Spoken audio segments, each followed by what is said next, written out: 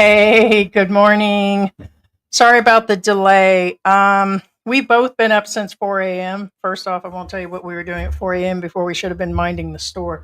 But um, we have a story to cover that we just seen yesterday, done by the Daily Mail, and we've been researching things about a British expat. I would have to say this is definitely the most dramatic, craziest story I've ever seen or heard. So the guy claims he's being held captive in Mindanao. He's in really bad shape, fell several times, injured several times, almost lost his leg, tricked into witchcraft and witch doctors. And it just, please stick around for the entire um, video. We have two clips that we're going to show you. One is the story being told by the Daily Mail. The reason it took so long is we read the story so you guys could hear it. We're going to react to the story, but we did it in a voice and everything. So it's actually kind of cool. And then he opened up a GoFundMe page. So here's the deal. He's already collected 2,500 looks to be dollars, okay, in just a recent period of time. He said he could live on 200 a month, which is almost a year's wages where he's living out in the middle of nowhere in Mindanao. He says he's stuck in a jungle community. I said, there's our what you call. But really, we think the guy is exaggerating. We want you guys to communicate through this. We call it kidney country out there. So there were tons of responses from Filipinos because really he's dragging Filipinos. You guys all claim I do, but this guy is dragging Filipinos, and he's going on and on and on. But either way, we have two different clips. Stay around for this. We're going to go through comments, and there was a crap load of comments on the actual Facebook pages, the daily news, and so it's all out there. But basically, weirdly, 50% it feels sorry for him, and that would be what Filipinos do for sure. Then you have a bunch of people like me, and George is a Filipino at this point. Is kind of out there. What do you think? Well, everything has an explanation, just saying. I mean, whether you're on his side or the other side, whatever, everything has an explanation. And you just have to, like, it's up to you guys to discern. Why don't you ask me right up front how I'm discerned? I've been thinking about this yesterday. Go ahead, ask. What do you think is going on in this situation? Dang on, they going on over there over the swamp and go on in there and go woo, swim on home because you forgot your money and thought you could get you drown yourself in some pussy, and you got to get in there like this and then that was it. And then he went on down and fell downstairs. When he fell downstairs, he ended up in the hospital. Chuck up his leg, and then they know why. Well, Why? either way, there's a lot of questions that aren't answered. And I mean, for instance, simple things. One, does he have a pension? Two, if he does have a pension, he's 60 now. How can he collect it? Mm-hmm. How is he collecting it? Correct. There's Outside a the lot of UK. holes in the story, and I'm not saying And people are calling him out on it, by the way. And I'm not saying that he's deceptive or anything, but point is he's not clear on the situation because it contradicts of the things he says. Ooh, something I forgot to put in here. By the way, in doing research, supposedly he does Airbnbs. It's unclear whether they're in the UK or the Philippines. Also on February the 8th, it might be in the other clip, I'll have to check. February 8th, he did sign up for a few Airbnb staycation sites. And supposedly he deals in that. That's what he did prior. He just turned 60. We don't know about the pension. There's all kinds of stuff. So let's just do this. We did try to get in. Boomhauer. Yeah, Boomhauer, I know. Yeah, we did try to contact him. We did send messages this morning. We tried to contact both. Now, both of his Facebooks that he has, weirdly has nothing on there. One of them's a creator. Now, a while back, he tried to open up a YouTube page, so I guess I could have put YouTuber. But he has one video that looks to be one of those AI bots that are way off. Looks like something done from about 5 years ago. Where he's trying to deal with Airbnbs, rentals. So there's several stories out there that he was doing Airbnb rentals. Also, just recently, within the last 60 or 90 days, he's been looking for work. He's a writer, a content creator writer. And dude, AI's got all those jobs right now. AI will write your script in 2.2 seconds. But he was looking for work. But I think we'll just get into it before we go into the comments. So let me see. We'll go ahead. Here, this is for you. Well, I wasn't sure. Well, yeah, I mean, we check to see what members are in here.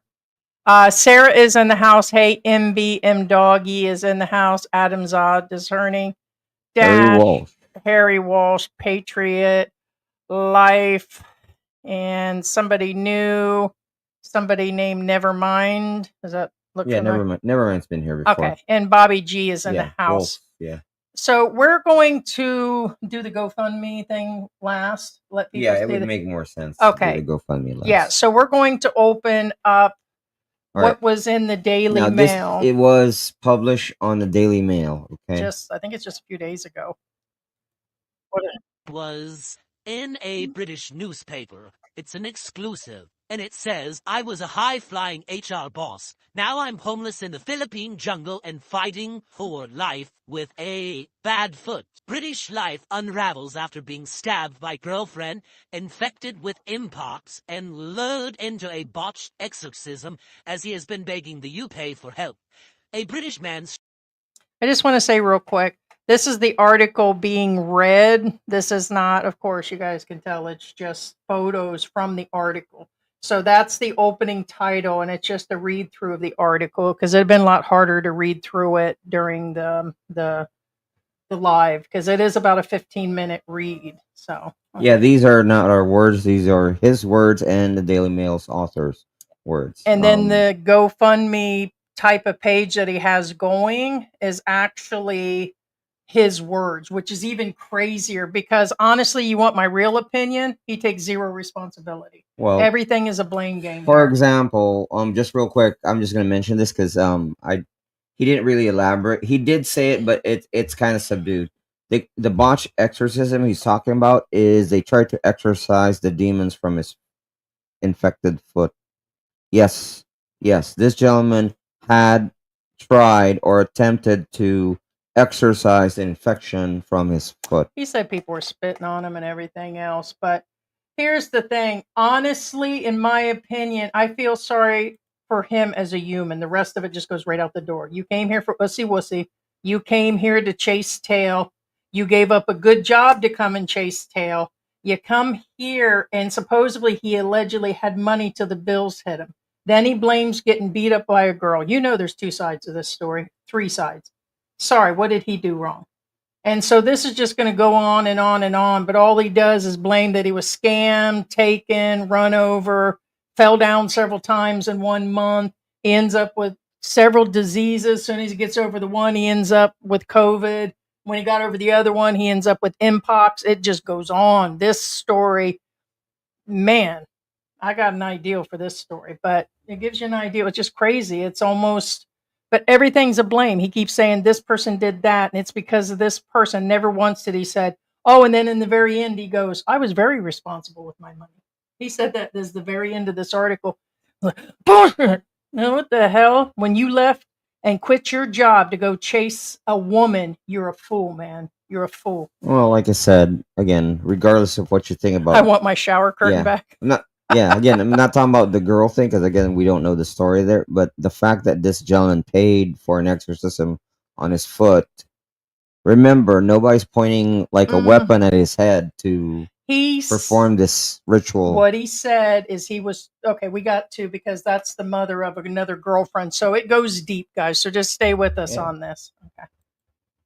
Stranded in the Philippines, claims he is waiting to be unalived after his life took a horrific turn, leaving him with a rotten foot, no visa, and no way home. Conan White, 60, has been left in an unimaginable agony, his foot mangled beyond recognition after a botched medical procedure, a failed witch doctor exorcism, and years of neglect. His harrowing descent into this nightmare began when he uprooted his life to Southeast Asia in 2018 for love, only to be attacked by his girlfriend and then abandoned in the slums.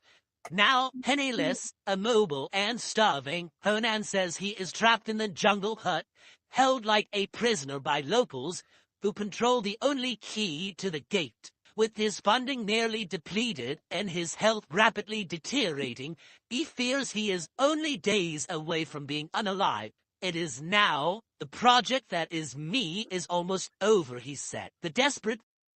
Okay, so he keeps repeating his life is absolutely over. He's dying. He goes on and on in the article in his GoFundMe. I'm calling it GoFundMe. It's some other generic GoFundMe from Britain or something.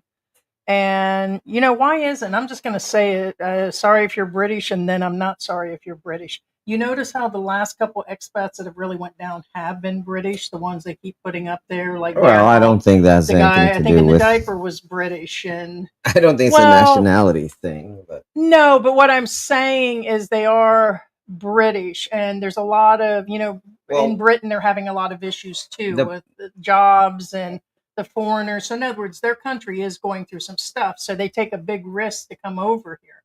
There's a lot of risk taking going on also. no, I get that. Yeah, so I'm just saying the last couple, you know, stories that we've seen, and we had something similar when we had Daryl.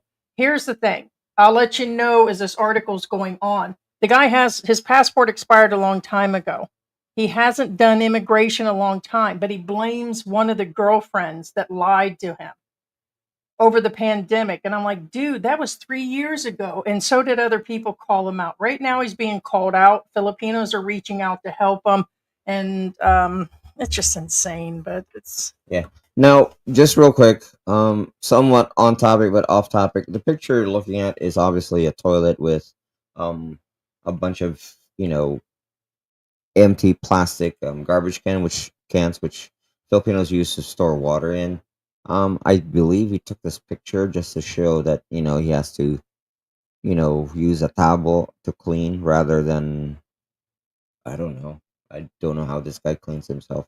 Interesting. anyway. That came up, and that rarely comes up. So maybe his accounts are fake. Because under Show it. yeah, under Messenger, he has 2 messengers.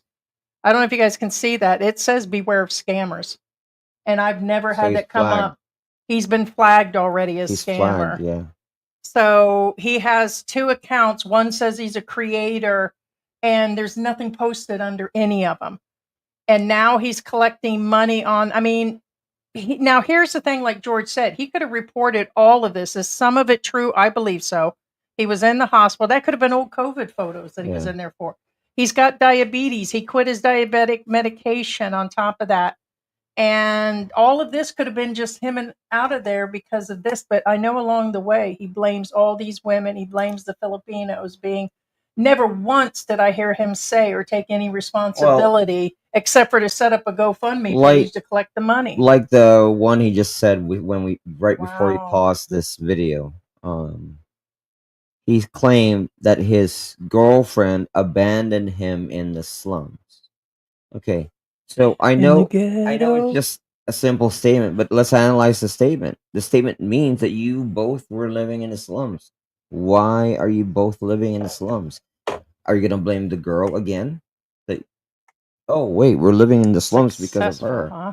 Yeah. You know what I'm saying? It's one of those things you have to question a lot. Again, like, wait a minute. So that means you weren't that way off, better off than everybody else if you're living in the slums with your girlfriend before your girlfriend left you, before your girlfriend abandoned you, because your exact words are, and he did say this later on, that his girlfriend did abandon him in the slums, and to be specific, Cebu City, the slums of Cebu City. Right, the one for 5 years, the one that he said beat him up and attacked him and viciously attacked him, and her sister abandoned the kid, and it just goes on and on. But then somehow with his next girlfriend, this is how he is where he is. I'm going to say for almost 2 years he's been out here, because he said that in 2023, and then it said 2025. So almost 2 years he's been in Mindanao, and it is not a good area. I mean, it's okay, but he is in, He's out there, man. He's in kidney country. Yeah. Well, he's not out there, but he's more of Not the way he really describes it, but for you guys. And I'll break it down as we go along because it's I'm a in lot, guys. It's a kidney lot. country. Cover your sides. Cover everything. Right. Put some tires on. Correct. And skeet. Right. Keep frosty people. Okay. Big brr. Big brr. Skeet. Right. Big burr. Brit has told Yeah, I know. Mail Online about his hellish experience living and surviving in the Philippines wilderness after setting up a crucial fundraiser. He is hoping it will save his life. Conan. Speaking of crucial, I think maybe we should set up a GoFundMe and I'll just tell my story from the very beginning.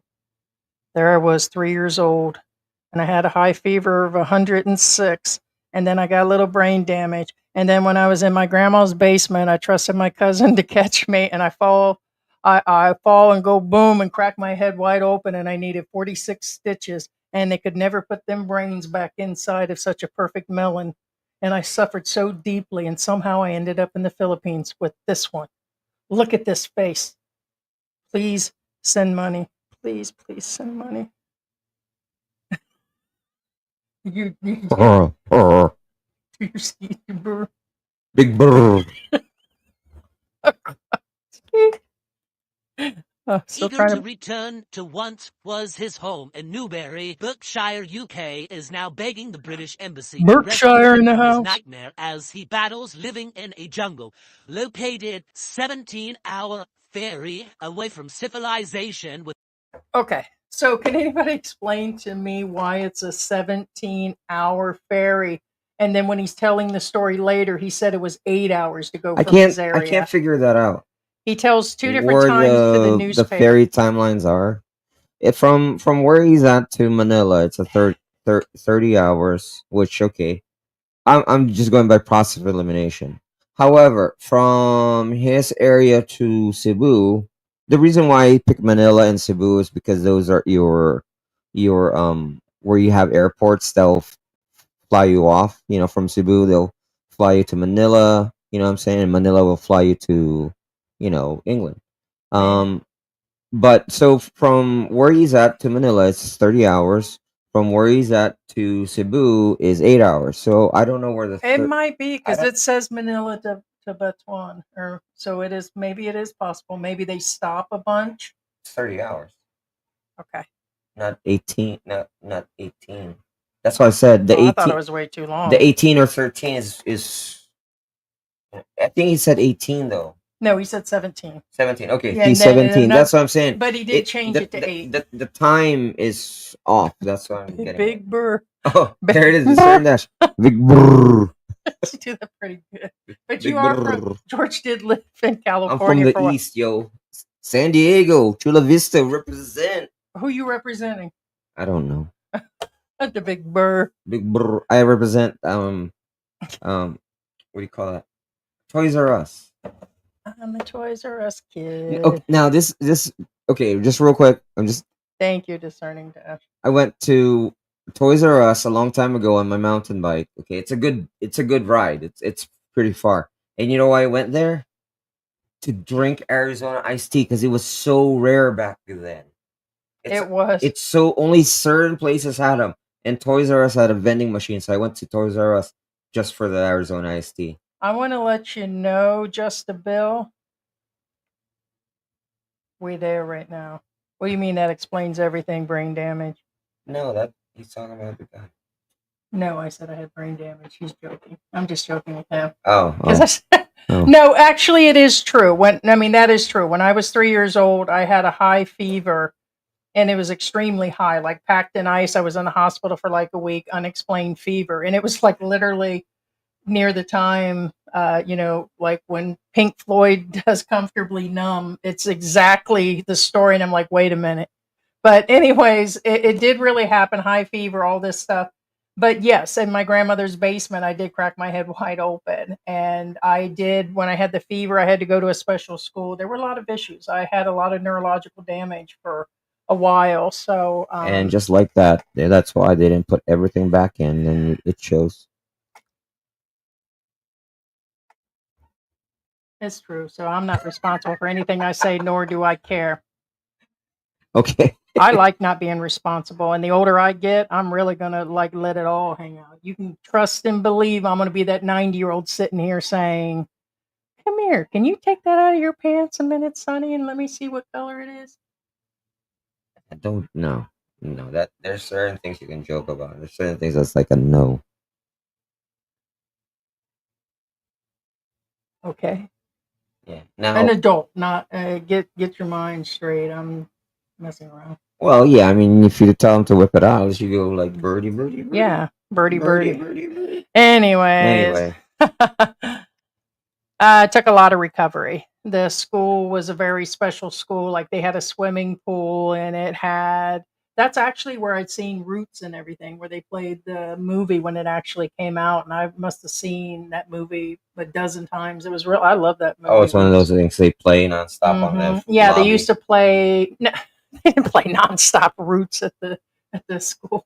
Never know. No, what it is they brought everybody into an assembly, like, and they played movies. Like I believe it was like every Friday we Was used it to at least a watch. theater?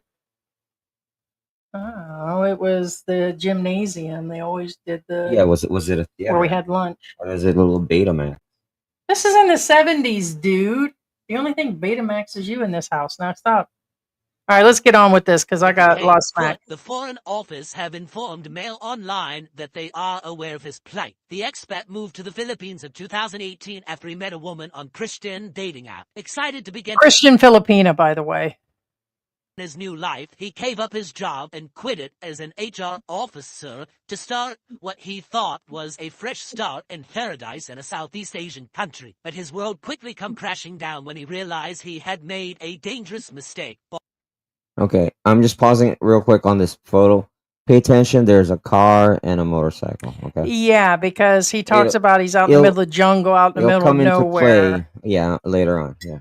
and that he's been locked up. But yet he shows this locking up, and then he shows another part where it's locked up too. And I don't even know if it's the same time frame or. Falling for a woman he claimed was involved in dubious business and had abandoned her child. After spending about 5 years with his then girlfriend and even taking in her 9-year-old son from the hands of her sister, she would go on to attack him in May of 2022. Conan said the relationship was flawed and a vicious attack on him led him to the first encounter with the Philippine police. The Brit recalled laying on a bed in their shared home after they broke up before she launched a unprovoked assault on him. I was on the bed, and next thing you know, she was attacking me, fighting me, slapping me, and then she stabbed my foot. She stabbed me twice, and I have no idea what. He said he retreated in a panic, hobbling down the stairs and leaving a trail of fluid behind, which he was then traumatized. The younger son managed to snap a grisly photo of it. Conan rushed to the police, only Which to is be told weird. that they would not investigate unless they paid him a bribe. Okay, just real quick. The thing about the foot, again, I'm not discounting that he was attacked or anything like that. I get it. I understand. And I believe his injuries are one on his arm. And Yeah, we couldn't show that because he the didn't the cover it. reason why I'm bringing this up is who stabs anybody on the foot? No, really, really. I'm not. Again, I'm not discounting he was assaulted. I'm not discounting that. This is my take on it, and some of you will agree, and some of you will disagree. I don't think he was laying down. I think he was standing up, and I think it was a confrontation. Mm-hmm. And the reason why I say this is because he has only two injuries. One is one on his arm and one on his foot. I believe he deflected the knife. The knife fell and then On his landed on foot. his foot. Yeah, because it's exactly on his forearm right there, and it And puts it's it the out. same side of the injured arm. Mm-hmm. His left arm was injured and his left foot is injured. Yeah. So my belief again is it doesn't matter. He still got assaulted, but nobody assaults a toe. Nobody assaults a foot. When you attack somebody, unless you're aiming for their ankles, which means it's an assassin type person who's skilled, who knows what they're doing, they're not gonna attack your foot unless they're gonna attack your kneecaps or anything like that. they're not gonna attack your foot. You guys feel me? So I believe it was a confrontation. They were standing up, both of them, and then he deflected the blow with his arm, and then the knife fell and hit his foot. Anyway, I may end up eating them donuts. George got donuts. Shame on you. that's from a Ching Sha. Yeah. Alone and injured, he was forced to patch himself up and flee the slums of Cebu. Following the assault, Conan was forced to live in a rat-infested parlor where he came face-to-face with disease-ridden vermin the size of a cat and shared a communal bathroom with cobras. From home comfort... Okay, all right, I got a problem with the communal bathroom with cobras. I share a communal bathroom with a cobra and a rat every goddamn day. Those aren't rats. Those are kittens. That's you. Oh, thanks. No, Depending on the not joking. Joking aside, yes, there are. If you look it up, giant rats do exist in the Philippines. They are called giant rats. You can Google it. But anyway, and they are. Well, they say the size of the cat, but the size. No, they are big. The We've size shown of a them to you. small cat. Yes, they're huge. They're Yeah. huge rats. Again, Yeah. Google it. You're welcome to do that. They're real. The cobras. Nobody asked him to come to the Depending on where you're at, you probably shouldn't have that problem. If you have cobras in the bathroom, Ratatouille. then you're living in a rural area. Next one you would be, however, giant Asian centipedes. And again, I'm not joking. There are giant centipedes. You can look it up. They're about a foot long. Those do come out of the toilets occasionally in Metro Manila. But he should have known. This is a full-grown man that left Britain chasing Christian Filipina, probably given by some vlogger. Now, when we first had our channel, we put a couple listings in ours, and I'm not going to lie. We had Christian Filipina thinking, okay, it's the dating site is a legit site, but like any dating site, there's scams. So he takes on this girl from Christian Filipina, and all these things are happening, but he should have known. He was 50. He came in 2018, so it's like 6-7 years ago. So he's like 52. So he had no income really coming in. He's just this. I don't understand. I mean, I get it, and I do feel sorry, and he needs help. But just like that other guy that just passed away, the one that was in his 80s with his wife, he knew for a year or two all these things are happening. Oh, he didn't renew his British passport. He hasn't paid any of his visas. It's like Daryl. He has to reestablish even his passport, which is an impossible. And he's blaming the UK embassy. I've asked them for help several times and they don't want to help me. It's not their damn responsibility. They're not your welfare system. They're not your get out of jail free helpline. Now, can this happen to me? I put myself in all their shoes. I'm like, this could be me. This could be me. But the difference is I'm going to sell everything that George owns, including his car, and I'm getting the hell up out of here the first time there's a major issue like that. If I start to have all those issues, like he's had several surgeries here, when he's seen his money dwindling, why didn't he get out? I don't get it. It's to the most pissed off point that I don't understand these guys. Is it that serious over a piece of ass? I mean, I'm not a man. For me, emotionally, I love you, and that's why I've stayed through the heat and the other issues that we've been dealing with. But we're married, and we are. No, not really, but we want that rumor to stay like that. So, but my friend here, it's what keeps me here. It's what drives me every day. Besides my, now, ladyhood. Again, I'm not picking on the guy. First off, what happened to him is that's horrible. It's wrong. No, he was assaulted. He stayed too long. But what did he do? But let's analyze this. Well, forget that. No, forget that. Something provoked that woman. Babe, I'm trying to make a point here. That he provoked somebody. No. Whether he provoked her or not, here's the thing. The woman was trying to clearly get rid of him. Yeah. That's my point. And what I'm saying is, she was clearly upset. He didn't want nothing to do with him. That's the point. I think she was just upset. He probably, we hear the typical guys are drinking and smoking and cheating And this guy, if he's living in a shady area with this woman and he stayed for 5 Well, years see, with that's her. the thing. He had to know he was living that I mean, lifestyle. what I'm saying is, first off, we don't know if she lived somewhere else and then he lived with her. We don't know that. But the point is, they didn't move up, if that makes any sense. And if you're a woman, and I'm pretty sure she's younger, wait a minute, hold up. Yeah, she had enough. Yeah, it's like, wait, I'm supposed to move forward in my life and get a better life. I don't know. I don't even know where the Airbnb thing comes in, because there was mention of this. And like I said, this article just came out. This just popped up yesterday. But let's go on with this so we can get through the first half of this. And then we have where he's doing a GoFundMe. I just can't imagine why these guys have had a chance and chance again. I get men are from Mars and hell and the backside of a Tesla. Nobody said and men are women, from hell. Oh. It's a little sexist there. It's on Amazon. You didn't No, see it's that book? not. No, it's You feel not. sad if you find that book, but I gotta write later and put on. There probably is, but it has nothing to do with relationships. You got but men and women do think different. People forget about that. I don't know what would drive each of them to stay, but I'm not believing he's super innocent and he was just sitting there and nothing caused.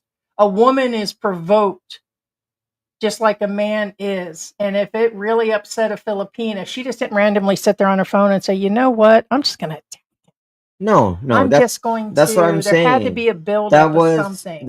she made a move to make sure he's gone. Well, they already broke up. No, they were already broke up when she came in and did that, he said. What? So it's coming up. Yeah, he said that Nah. he was just laying there and she came in and did it to him. Yeah, It so doesn't make sense. all right, we'll let you hear his. The injuries don't make sense. Yeah, so to desperate measures.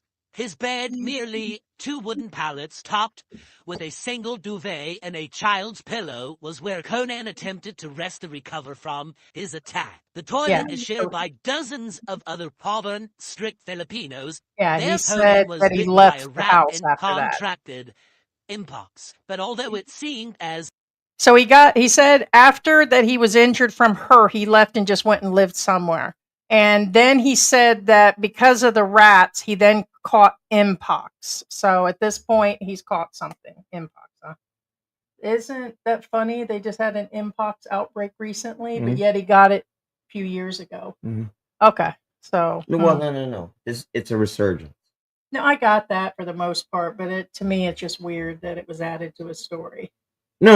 I'm not doubting that, but what I'm saying is it did happen back then. Yeah, it's been in the news. It's a resurgence, but yes. it is in the news again. As it hit rock bottom, his suffering was far from over. In the summer of 2023, Conan took a fall down a freeway after just have recovering from the pandemic and mpox, saying his immune got system COVID was too. at its weakest. It was during this incident Conan's foot was left shattered, forcing him to see. Okay, so he ended up. Okay, so he fell down a freeway was the exact word. So I don't know if he was literally walking and fell down on the highway.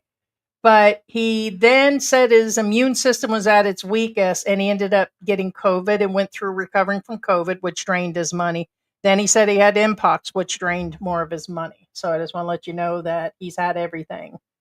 Of course, in his articles, he says that he survived all the typhoons and he just goes through a whole list and he just never lets up. And now he's collecting money for it. But kind of like Daryl and some of these other British guys, the other 2 British guys, the one got his banking account shut down because he didn't keep up on it. And I don't even know the one that Q covered in the diaper. I don't even know what happened to that guy. Pretty sure he was British too. But it always turns out that the banking and no money, and it's just, I just don't get it. Like that photographer guy that uploaded all those photos, how they would allow, knowing he said he knew that he had little to no money left to survive and they still stayed.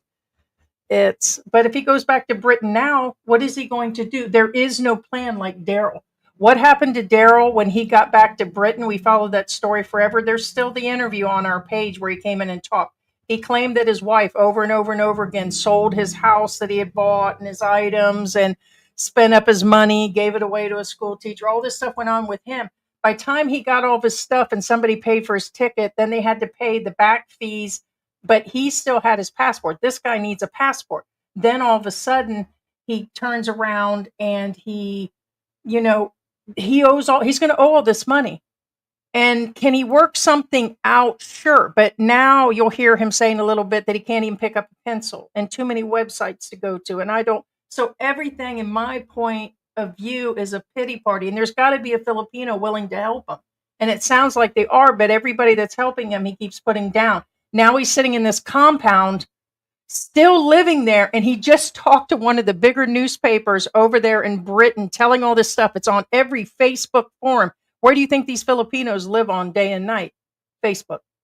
And they're going to see this article one way or the other, and someone's going to tell those people. I'm going to tell you, they're going to kick him out. They're going to kick him out or come after him worse. This guy is cooked. So I hope it's worth it for him that he's got this GoFundMe page for the 2,000. It's not even enough to probably pay the back fees and immigration that he owns and get a passport, because I know those prices have gone up. Well, he's not going to pay for the passport, I'm sure.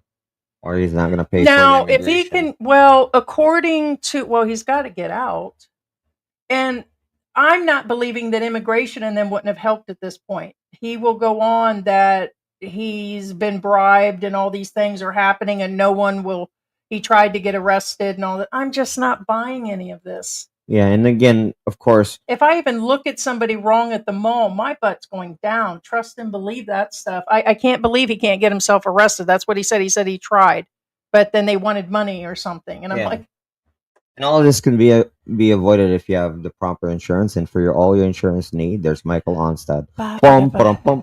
Michael. Oh, hey, Michael, you are here. Thank you so much, Michael Onstad. Now, some people are like, what insurance covers this? Actually, none do. However, he should have had it from, he could have. Well, you can cash in your life insurance or certain insurance policies. No, there are. He could have had. No, there is insurance that Michael sells that can, and he could have started with the policy, because supposedly this happened almost, he could have bought something.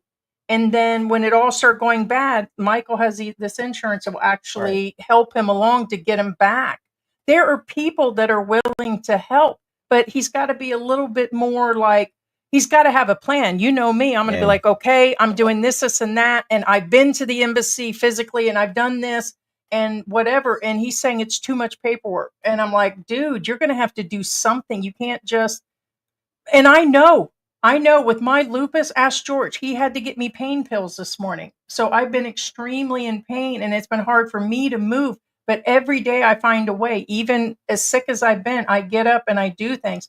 I know what it's like to be stuck in bed. I know what it's like for my mobility to be messed with. And I was in a wheelchair 2 years ago, and I just had to push through and endure. Is it the same? Yes and no. I get it. And by the way, the guy is diabetic and he stopped his medication a long time ago. That's crazy. He said, based on somebody telling him to do it. That's your fault. Yeah. It's just insane. He's blaming everybody. They told me, her mother told me to stop the medicine, so I did. And I'm like, dude, no responsibility. I know I'm kind of going around on this, but the whole thing is that the guy should have done something, whether it was an insurance policy, whether it was, he said that they kept him in the back of a room and that's where he sat isolated. That's on you, dude. That's really on him. Probably should let the video play. Yeah, I know. Sorry. You're jumping the gun here. Sorry. Yeah. All right, let's let it play. Treatment in a private clinic where he claims the doctors deliberately butchered his limb to extort him for more money. Locals confirmed to me I shouldn't have gone there and that they will hack your foot apart. Days later, a water burst in his home and sent him tumbling down the stairs again, making his injury even another worse. Injury. His foot became twisted, mangled, and oozing with infection. The man soon began to experience a fever. One so severe he had to take antibiotics and useless medications that were not working. I'm not exaggerating when I say this. All right, so he had the injury from her on his foot. Then he said he fell down the highway. And then after he got back from the hospital or whatever, there was a burst pipe in the house that he was in, and he fell down the stairs. So now he's re-injured again, all in a short period. And just real quick again, when he says useless medications, I'm not picking on this guy, but you have to remember, it's kind of weird in the Philippines. There's actually, for example, Footloose. I just bought tramadol just now, but sometimes these medications aren't enough to get rid of the pain. You know what I'm saying? No, I mean, And this is what I personally believe. What he means, that they're not working. But remember, not all infections can be covered. And if he's on the wrong antibiotic, there are different types of infection. So he wasn't getting the proper medical. And when all of that happened, he should have just, I just can't imagine in my worst times and in my craziest times and being incoherent and other things that have happened in my life. You just have to pull yourself together. And this guy really is pushing that everybody else. This guy has a severe victim mentality. I contacted him this morning and I was going to have him come on and try to have him tell more of what he said. Because if he had an answer in front of people, maybe more people would help him. Maybe if he came in and said, a lot of holes in the story, and that's the thing. well, here's the thing. Even if there's holes and he just came forward and said, hey, I had a bad time and I made a mistake, then he might get a little bit more respect to just drop this 5, 6, 7-year-old story and move forward with what's going on now. Hey, I'm out there. Did he ever stop to think that with that many people behind those gates and it's locked and that many dogs, that possibly it's because it's dangerous out there? That's what I mean. You're jumping the gun. I know. We haven't even hit that. I know. Well, we've been talking this morning, so we have all this stuff. So anyways, let's let it play. But the whole point is the man needs to take some sort of responsibility. But I was probably dying at this point. I was in a complete state. I could barely speak. I could barely move. I couldn't hold down food. Conan's then girlfriend, who was located in Malaysia and growing Malaysia. It was a Filipino in OFW because her mother, brothers, and family do live in Mindanao. So I just want to let you know that she's located over there working. Yeah. So remember, guys, she's not Malaysian. She's a Filipina OFW in Malaysia. Okay, and then he's new girlfriend, and I don't even know how he managed that. Her mom in Mindanao.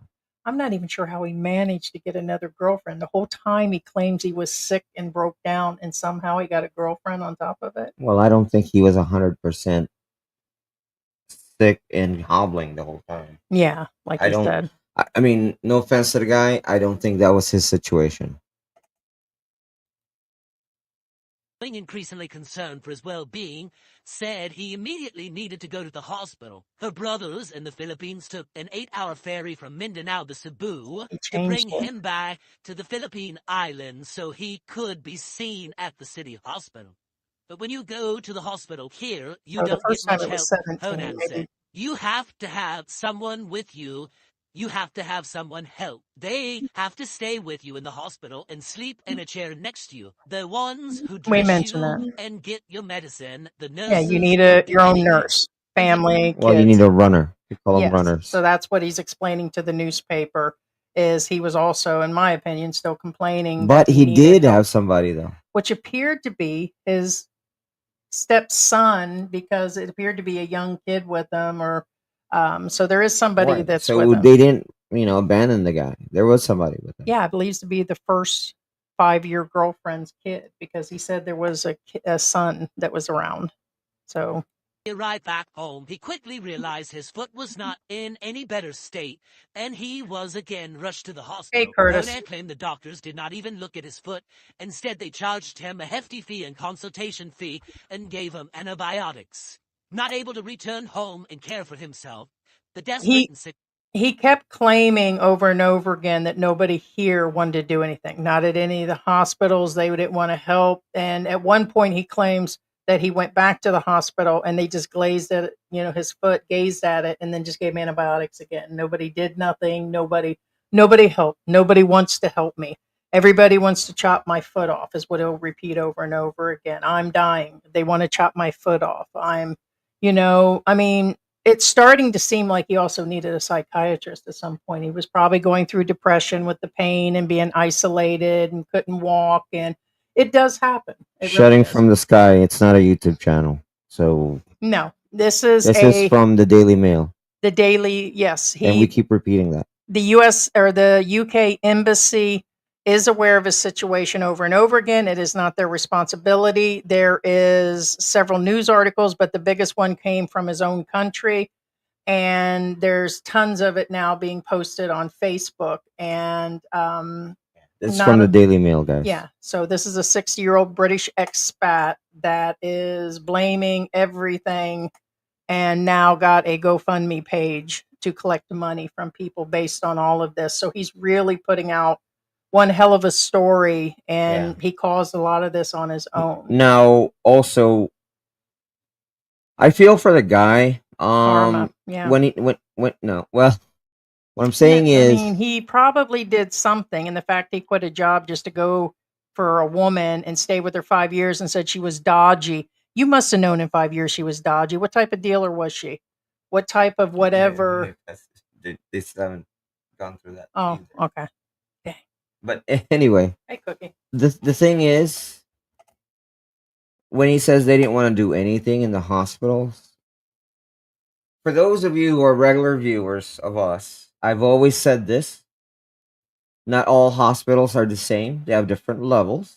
Mm-hmm. Most of them are not of what you think. They're just basically clinics. Correct. And if you go to a clinic in the US and you have an infection that's inside your skin, they're not going to do anything. They're just going to look at you and give you antibiotics. Yeah. And that's exactly what's going on with You this get what you gentleman. paid for. If you don't go to a specialist or a Well- high-end hospital with a certain level, they got different levels of hospitals here. He ended up with what he was trying to pay. Well, also, you have to remember, too, that remember what I said. You are who you're with. Again, I'm not judging the guy.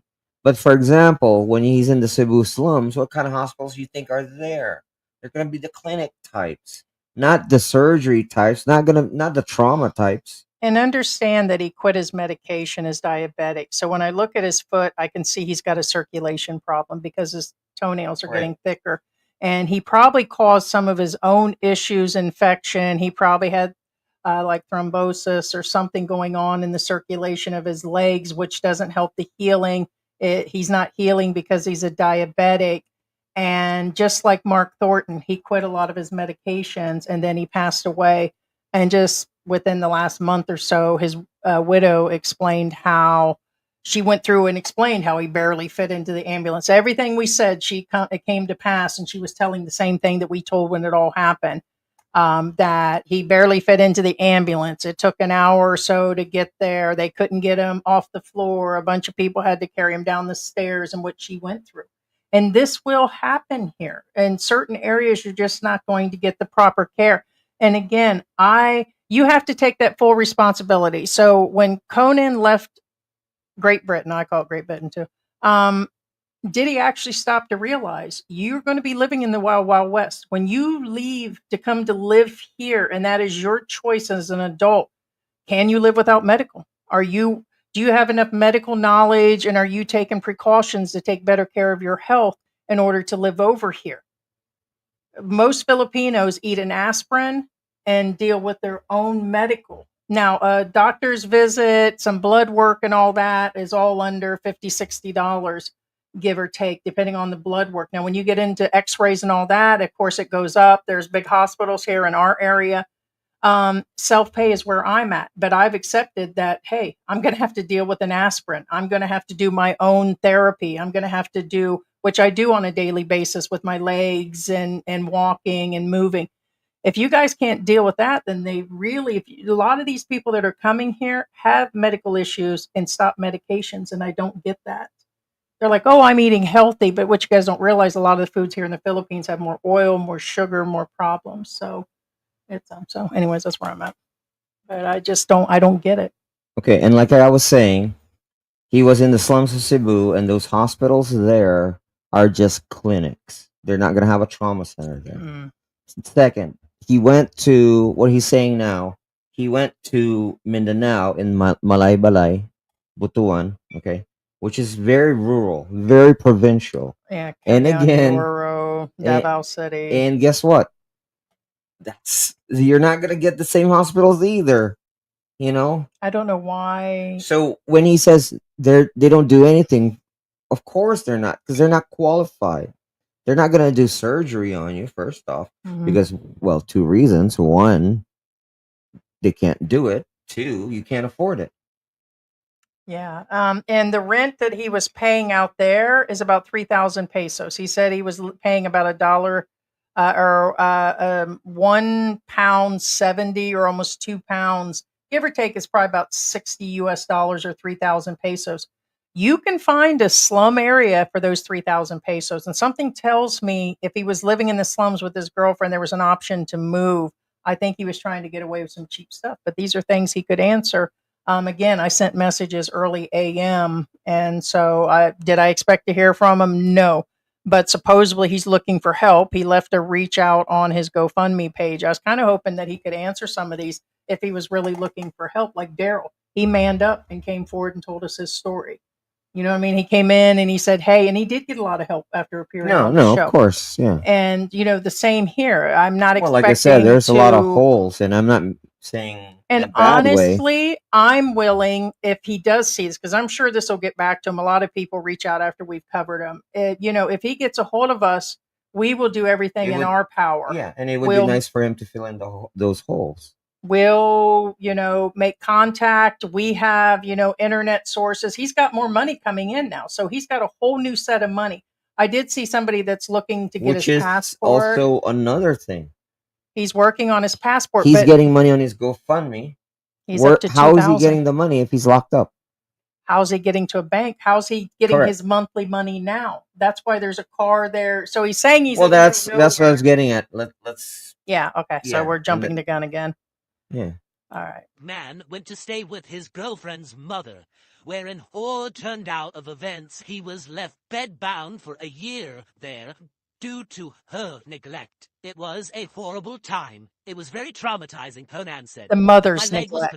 Yeah, so you have somebody taking care of you, not your house. Yes. And it was her neglect. Yeah. Continuously infected. It was on the verge of gangrene, and I realized that I needed to go to the hospital, but her mother... Yeah, you were saying that he's always talking about that leg was infected. If it was infected all those years, he'd have lost that leg a long time ago. Lost that leg, he would be dead. Yeah. So it was over and over again in the article. It was mentioned that you can't have an infection for that long. You'd be dead. Mm-hmm. Especially, with the it's environment impossible. And you're not going to make it. Hey, maybe one of them rats and cobras might have got him too. That's the main. Okay, most fire victims, they don't ex-nay because of the fire. They ex-nay because of the infection. Hey, maybe. Fact. Now, maybe this guy also got bit by one of those cobras. It was on his foot. According to him, he didn't know what got his foot. Maybe he really did get bit by a cobra. Well, it could be a brown recluse. I doubt it, though. Again, I mean, I'm being serious. He said he was attacked by her in the night, but he didn't see the weapon, is what he said. Even if he did got hit by a cobra or by a brown recluse, he'd be gone by now. Well, that's true. I got bit by one. I almost lost my leg. One of my major injuries that I have is I got bit by a brown recluse a long time ago. And the right leg has a hole all the way through it, and it is the one that swells up the most, and it is hard to get around. So even if it wasn't for my own weight, which I work on a daily basis, and I still do things to be preventative, then it's being bit by that spider was very painful. And if I didn't do something right away, it would have went away. Yeah. And just real quick again, if you're an animal lover again, black racers and cobras are two different things, and wolf spiders and brown recluses are two different things. So just make sure you kill the right one, because the other one's completely harmless. And to some people that are living here in the Philippines, this is a good setup for a Filipino. I'm not trying to down other Filipinos. We have seen places in this area where there's where they build things where there's 6-7 people living in a very small place, and they don't even have a setup like this. So he's really downing his setup that he's currently in and how bad off he is. but there are Filipinos that are just with nothing. So, there's plenty of videos out there to show that, like that family that was up in the mountains that the Filipina P covered. That was I love that video. And she went up there, and basically they're living on 50 US dollars a month, or 3,000 pesos. But her husband was some sort of driver, and he had been um, unalived in a motorcycle accident. So she was on her own to eat off the farm. They live on the farm, the chickens and everything else. So they just buy the basics, and that's probably money for the kids to go to school and everything. And this would be a dream to that family to have this kind of setup, because we've seen a bunch of the outside, and I'll tell you what, I would consider shaving 7,000 off of my rent, and but I don't know about kidney country, but okay. Mother kept telling me that if I went to the hospital, they're going to chop off your leg. She insisted to Conan that they would not offer any treatment and would just jump straight to petting off my leg, which left him. Okay, so at this point, he said that the mother said, don't bother, the mother-in-law, I call her the mother-in-law, of the Malaysian OFW said, don't bother going to the hospital. They're just going to cut off your legs. So there's a lot of fear mongering in that neighborhood. And later he'll say it's because they're all after his money. Okay, he already said he was broke, so I don't know how they were all after his money. But they still believe there was probably money somewhere. Who knows? But he said he was told by the mother that, hey, don't go. They're just going to cut your leg off. So then at this point, he listened, he said. And this is where the witch doctors and all this comes in. Well, and remember, if the hospital's going to cut off your leg, there's a reason for it. Correct. In fear of his life. Conan claims the mother gave him another choice, however. She said, if you stay here, I'll look after you if you give me money. Desperate for aid, Conan followed. That had already been going on his for a foot year. would never fully recover. The mother took Conan off of diabetic medicines and his antibiotics, instead used herbal remedies to try to fix his severe ailment. She had invited priests to the house to bless his foot, candlelight vigils, and at one point had even invited a female witch doctor to the property who massaged his back before spitting continuously and trying to get rid of the evil spirit. Yeah, I said they were spitting Conan on put him. up with the attempts to perform magic and ritual medicine as he was so terrified of going to the hospital. I was becoming so delirious, it was horrible, said Conan. Hey, Black The Grandpa. mother didn't speak any English. No one around me spoke any English. No I English. was just could not left communicate. in a back room, and I was by myself. Okay. All by myself. Don't wanna be out in the jungle anymore. Yeah. Now, I can let's just hear the analyze sound. what he says. According to him, they put him in the back room all by himself. Okay, first off, I don't think that they did that. What I'm saying is his back room where he's at? Yes. Did he stay in the back room? Yes, probably. He just sat there, probably. Was he probably allowed to go outside that room? Yes, I'm pretty sure. Yes. Nobody conversed him. Why? He said it himself. None of them spoke English. None, he says. So therefore, okay. So basically, you're saying they isolated you because you can't speak their language, and yet you're in their country. And also be aware that if you're in the rural area of the Philippines, in any rural area of the Philippines, the probability of you finding an English speaking Filipino is probably, I would say, It's even here. I'm not exactly in I Angel would say about City. 5% We're- if you're out in the rural We're 2 area. miles from the airport, mile and a half from Walking Street, to give you an idea of the distance. We're on the outskirts of Angel City, but we're always in Angel City. And I would probably say 50% of the people I'm having a hard time communicating. No, but they do no. know the basics. And then I know some basic Filipino, so we understand Yeah. each other. Here in the city, I would say again, 1 out of 4 know somewhat English. But you go in the rural area, good luck. And again, you're the one who decided to live there. And also, he could always say no. He's an adult. Yeah, it An says old adult. it says here on his profile, I am from England and I'm now living in the Philippines. I am a travel writer and I am the CEO of an Airbnb consultancy Right. And agency. if he's a CEO, isn't this type of a managerial skill where you can say no and delegate? So you're saying that an elderly Filipina, like, basically just controlled you and told you, like, well, yeah, you need your foot exercise. You know what I'm saying? No, he's an adult. He could have said no or whatnot. It's hard saying. all the time. In the end, he claims those around him believed he was on the brink of death, and so he was rushed to the hospital where he spent 6 weeks. In 2024, Conan underwent an operation to try to fix his severely injured foot, and after refusing to sign paperwork that would permit the surgeons to cut off the limb. But in just a few days, he was dumped back to his former caretaker's home, stitched AKA up mother. but still rotten inside. He knew he had not fully recovered after noticing a gaping hole in the bottom was put below the 36 stitches.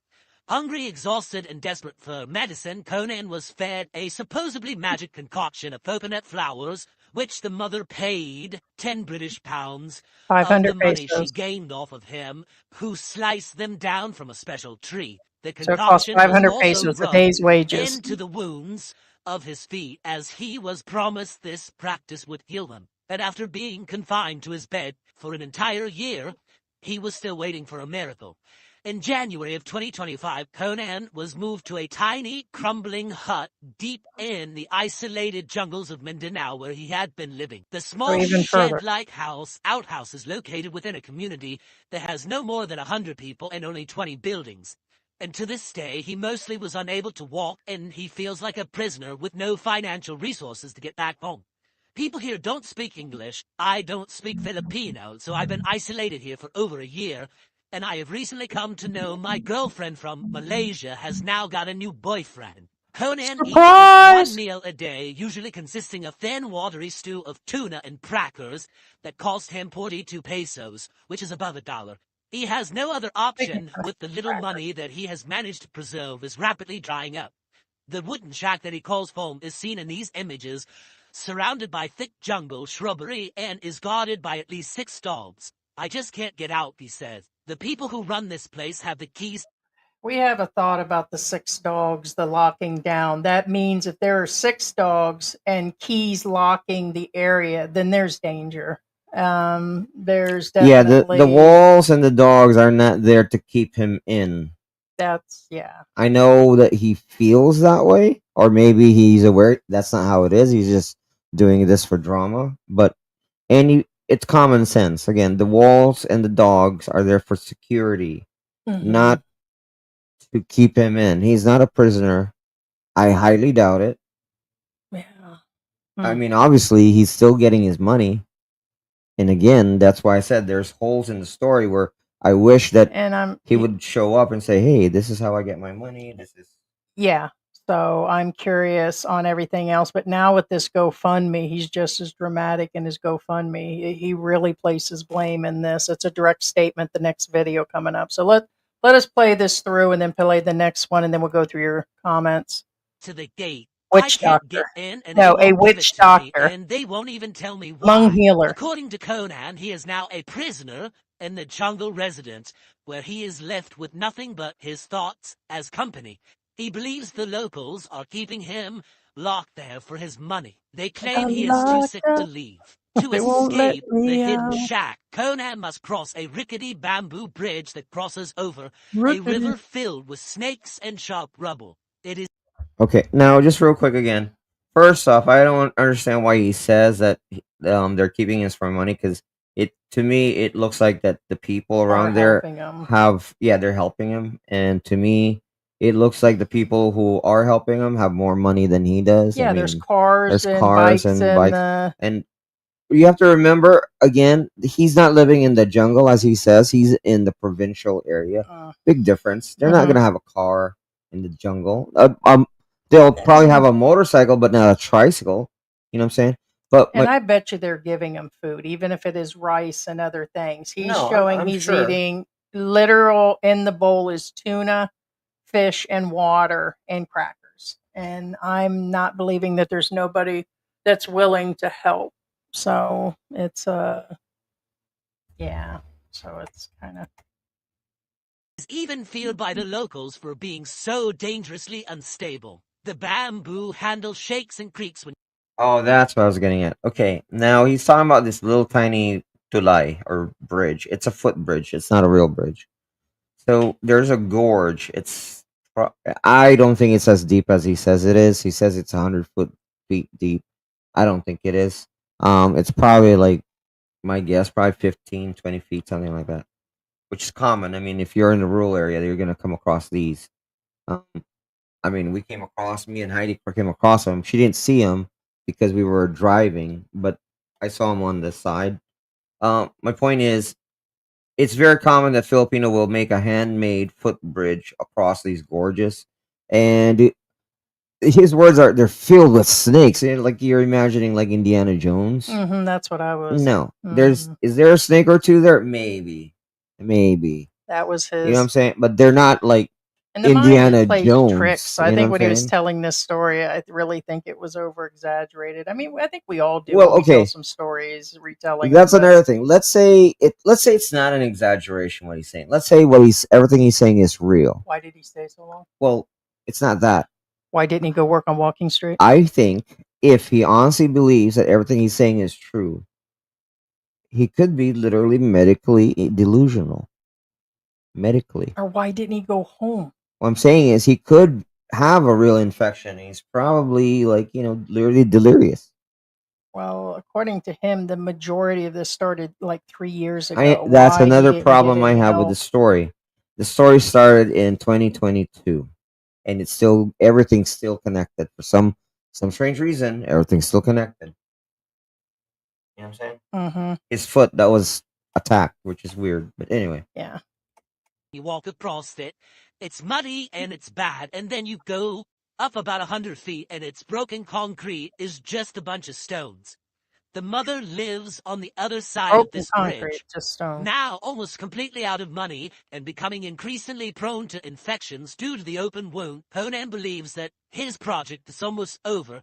A week ago, Conan reached the breaking point and contacted the British Embassy in a last-ditch attempt to save him, but no avail. He claims they have been useless and having continuously back and forth, but they're not reaching a solution. They basically said, here's loads and loads of links and loads of documents, but they won't do anything. They are bizarre, but don't worry, you'll be okay. However, Conan simply cannot believe that this is all true. Okay, so he's upset because the British embassy, like the American embassy, won't give him any help, and that's what Daryl was crying about too. He's like, "Oh, they won't help me, my own embassy." The embassy doesn't help nobody. If they give you a loan to get you up out of now, I had found out, and this is what I'd heard. They're claiming that they'll even let him out without his passport. They should get him back even without that. So technically, he's really probably wasting his money. If he would do the forms and take step by step and take a breather and use this money to make sure he's got internet, which should be his priority besides his food, he needs to, and taking care of the people around him. If he screws those people after he starts collecting this money, karma will bite him in the ass. He needs to take care of the basics. But if he does that, then there should be a way that they give him the loan to get him back on a plane. But here's the thing, it's the American embassy makes you provide like contacts and all these things. He's got to understand, supposedly he doesn't even have family. That was his own word back in the UK. So what's he going to do? Live on the street? Remember what happened to Daryl? He had to reestablish residency. He's been gone for years. He won't get welfare. He won't get any help when he gets back there. So he's going from one frying pan to the other for real, just like Campbell. He went back to the United States, tried to get help through the hospitals, and he can't live there. And the same with him. They'll probably take him in, assess him, give him antibiotics for his foot, take x-rays, and they're either going to amputate or they're actually going to put him on antibiotics until the infection goes away to do a surgery. He's going to have to live on the street till then. You don't get any special well, not to treatment. mention it's not their place. Nope. And so he's just going to go back there and live on the street. Remember, Daryl, he was out there in the rain, the cold, and Now, everything. if he went to the Red Cross, for example, and they didn't do anything for him, then yeah, he had the right to complain because that's their place. Well, the Red Cross is not even their deal, not at all. Shelters, but Red Cross is for fires and emergencies. Okay, there you go. Red Cross doesn't help at all. Even there. But See? he was told about going to shelters here. There's enough Filipinos that need help here. Well, yeah, I mean, think about that. What he said. Yeah, I mean. But here's my deal. There is a nurse that's trying to help through this last article. There's hundreds of comments. I'll probably go through them before this live stream's over. And basically, she said they'll make sure he's okay. They'll come and help him and they'll do all this stuff. And there are people making offers. There are tons of offers out there for him. He's not answering anything right now that I can see of.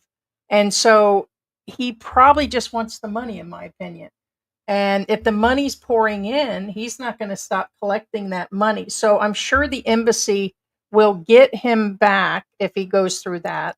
And I'm sure that he's currently got almost 2,500 coming in. That's a big start. He should be able to get a one-way ticket back home on that, if anything.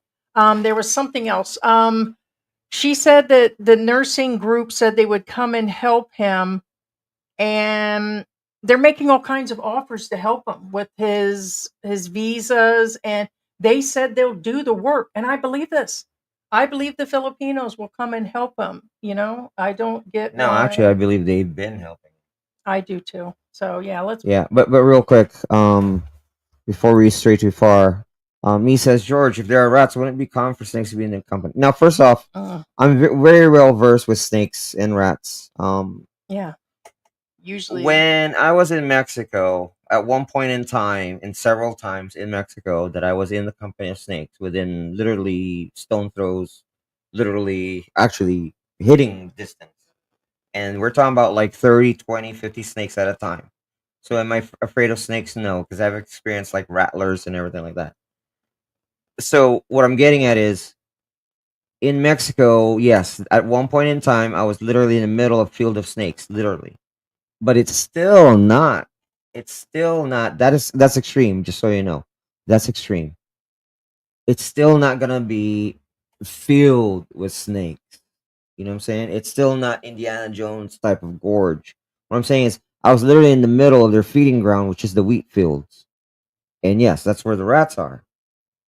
But where he's at, it's not like that. There is no food source in a gorge.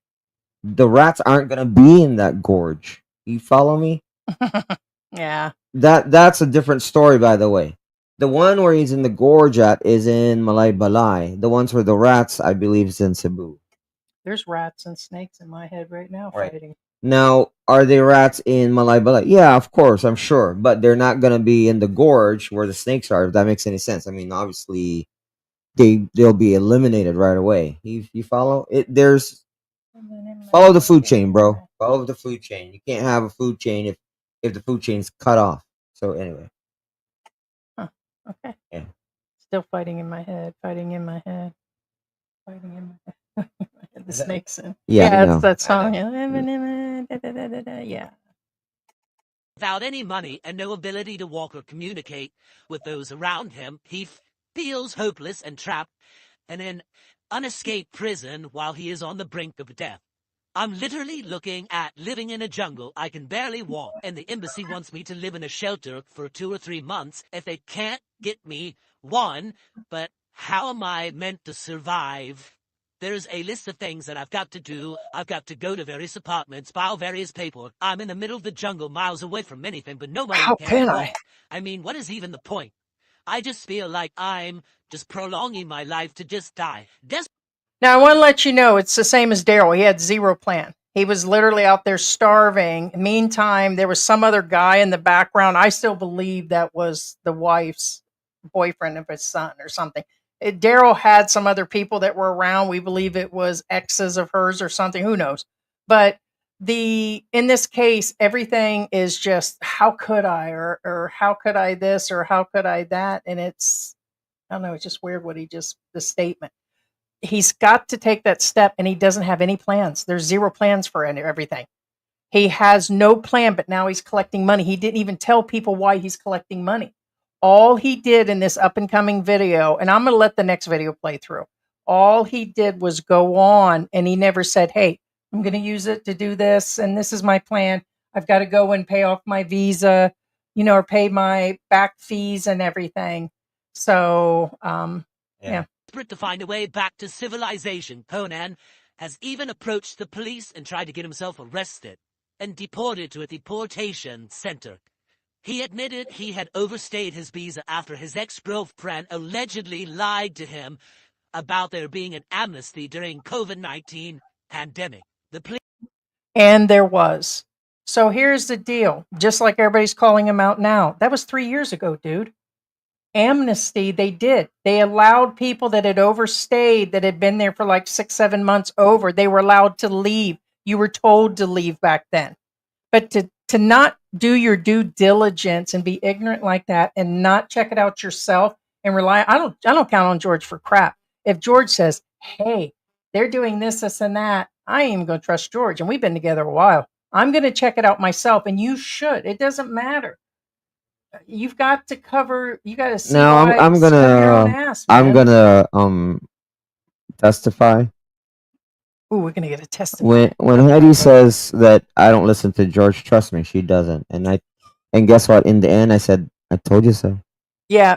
I'm not lying. We usually get into it, and then after everything's said and done, I say, "I told you so." Right, but also there are times, like you said, that you said that you only care about yourself. It just sometimes seems like that, and that should be the same with you guys. If you've heard that statement before, you should put yourself first. Let's clarify.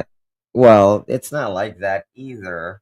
Well, But I'm just anyway, no. it's not like that. I'm not trying to bring that point of it up, but what I'm saying is sometimes you have to put yourself first. Is what I'm saying. Always look out for number one. Remember, rule number one: always look out for number one. I mean, it's not that I don't. Now, I don't believe cook, in that shop. personally, but it's something you guys should follow. If you are in a different country. But honestly, do I not look out for the whole household? The pets, us, the shopping. I know that. That's why I said that's not how it is. So, I just said that. But he should have not listened to this Filipina Well, and this woman she wasn't for no lying, medication. though. Right, but that was a long time ago. Why didn't he do the amnesty? That's the and leave point. back The then? point is, could he have fixed, even right now, he could still fix his immigration if he really wanted to. They'll probably let that slide, but he's going to have to do paperwork. He still has to pay for it, but it's not his woman's fault. I bet he takes that never and lives on has here. been.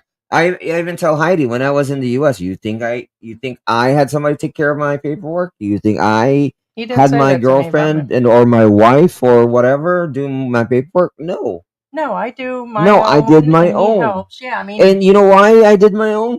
Because I'm the only one who can do it.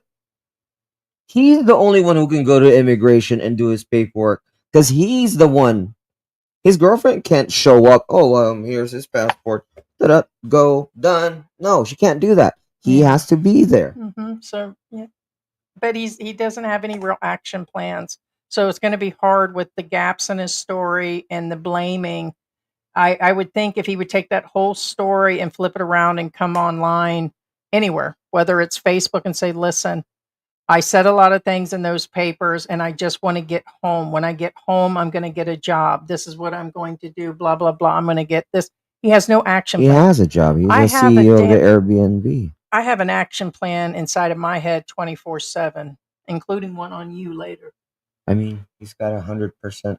He's like an Airbnb CEO consultancy agent. Probably number one. Okay. Police had no interest in getting involved without any bribes, and Conan had nothing to give. I feel pursed, and if I'm honest, I'm very scared. Pursed. Conan is now begging the British Embassy to send help before it's too late, claiming he is only days away from losing his internet connection. He said he's been responsible with his money in life and had cash reserves while he was in the Philippines, but he has endured great hardship. But when the embassy became his last resort, they were not there for me, he said. Conan has now started a crowdsourcing donation page as a last-ditch attempt to fund what he believes may be his last weeks of his life. Realistically, I can live on about $200 a month. I got an action plan for him. He can just jump off of that bridge. Hey, Oh, I mean, he can go swimming. there's no water, according to him. Yeah, but it would be like what do you call that? A bouncy house on the snakes. And then he can just gamble with that, like he did his money and on that wussy and whatever the dubious stuff that he was doing. Probably less dubious than that snake pit that he's talking about. He'd had a better chance jumping in with the snakes.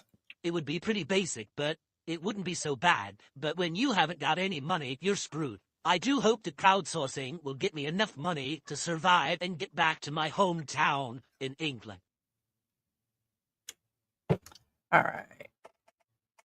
Philippines back in 2018 and have endured typhoons, earthquakes. This is his GoFundMe page being read. So this is him asking for money. There's another name for it. I think it's a British Philippine GoFundMe page. So this is in his words, direct. And being stabbed, along with police corruption and dodgy Filipino custom officers. It's how he's though asking I for was money. extremely careful and diligent, I ended up in 2 disastrous relationships, one after the other. I've been lied to, emotionally blackmailed, and tricked, and the final straw was when I fell and badly damaged my leg that got infected. I ended up having 2 operations and then 6 weeks in the hospital, as well as last year recovering and a bedridden and having to rely on the charity of others. I ended up being taken in by a very poor Filipino family who spoke little English and did not believe in Western medicine, instead believing in the power of herbalism and supernatural. I like It some of that did not herb. work, and my recovery was slow and painful one. I'm now learning to walk all over again. All this has left me demoralized and broke because of all my medical bills. I had to move to the countryside and now live in a jungle settlement in order to save money and have to rely on the charity of others to have somewhere to live and to have something to eat. My foot got reinfected again, and I no longer can afford the basics like my diabetes medicine or antibiotics. I reached out to the British Embassy for Thought he help, said he who quit him said they anyway. cannot help me financially or with medication. All they can do is rather pathetically contact the Philippine authorities and ask for me to be put into a homeless shelter, which will then mean they tell me I'll be there for 2 or 3 months before the British Embassy will lend me the money to get a ticket to go back Yeah, home. takes time. And then they require me to fill out numerous pieces of paper and deliver them to various departments before I can even leave the country. And Yes, my you got to passport put the is out of footwork date, in. and I was tricked into overstaying in Trick, this country. I trick. can barely walk or hold a pen at this moment. In the meantime, I try to fend and feed myself. The Philippine local authorities say That's they life. do not have any ability to house me in a homeless shelter at the moment, as they're already overcrowded, and they will look and see if any other districts can offer me a place. Meanwhile, I'm about to get kicked out of my humble dwelling that I live in, and I will end up literally living in a jungle.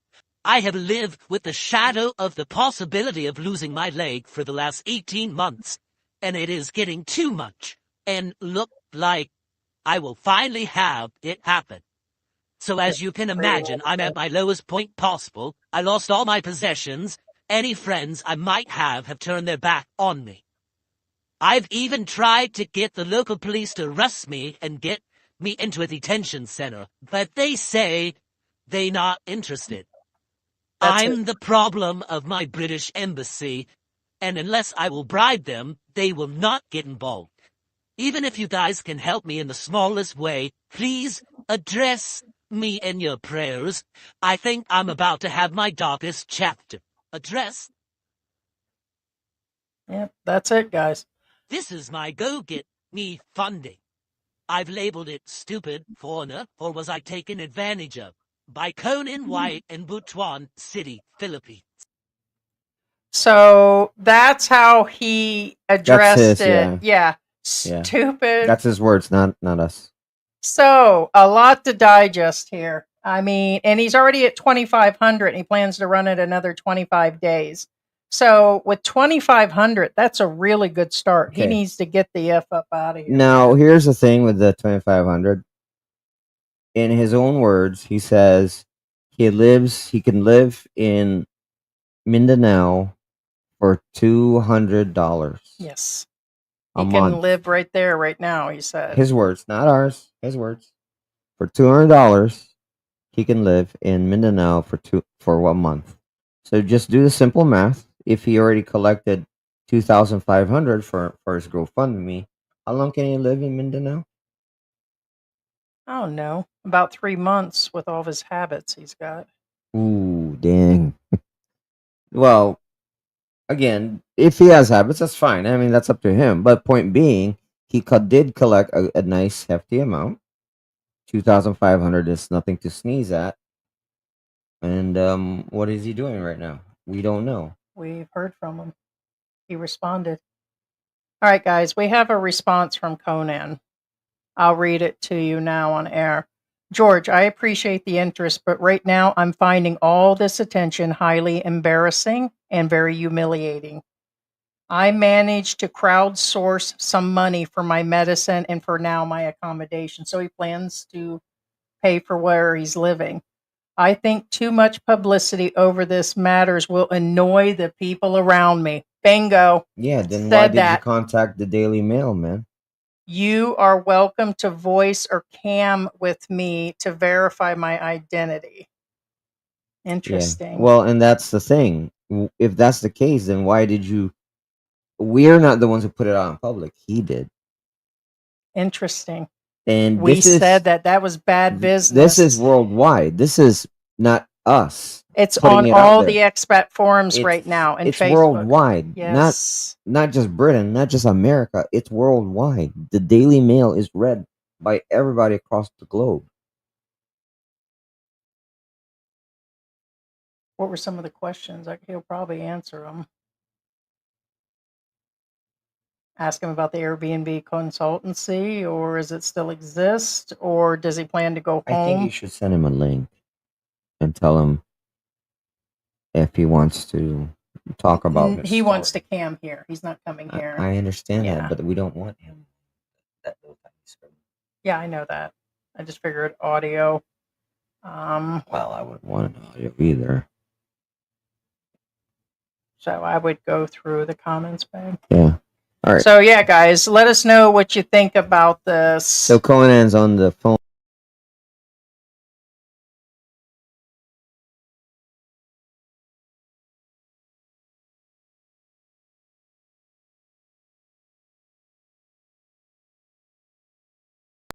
There he is. He's on the phone. Okay.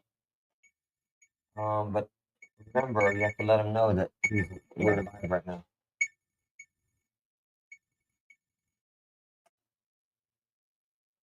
Hi.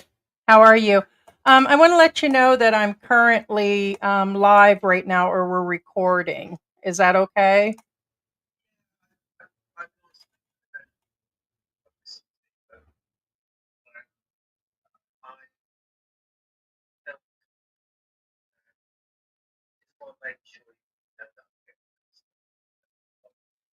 That's the first thing that me and George said is that, yes, with that out, it's on every Facebook forum for expats. And it's really become a hot topic right now with that going on. And with you living there among the Filipinos, that all this stuff has been said, it really is probably going to be hard for you. And so, with your whole story out there, also, I would agree with what you're saying that that's pretty, um, that newspaper is going to run that forever too.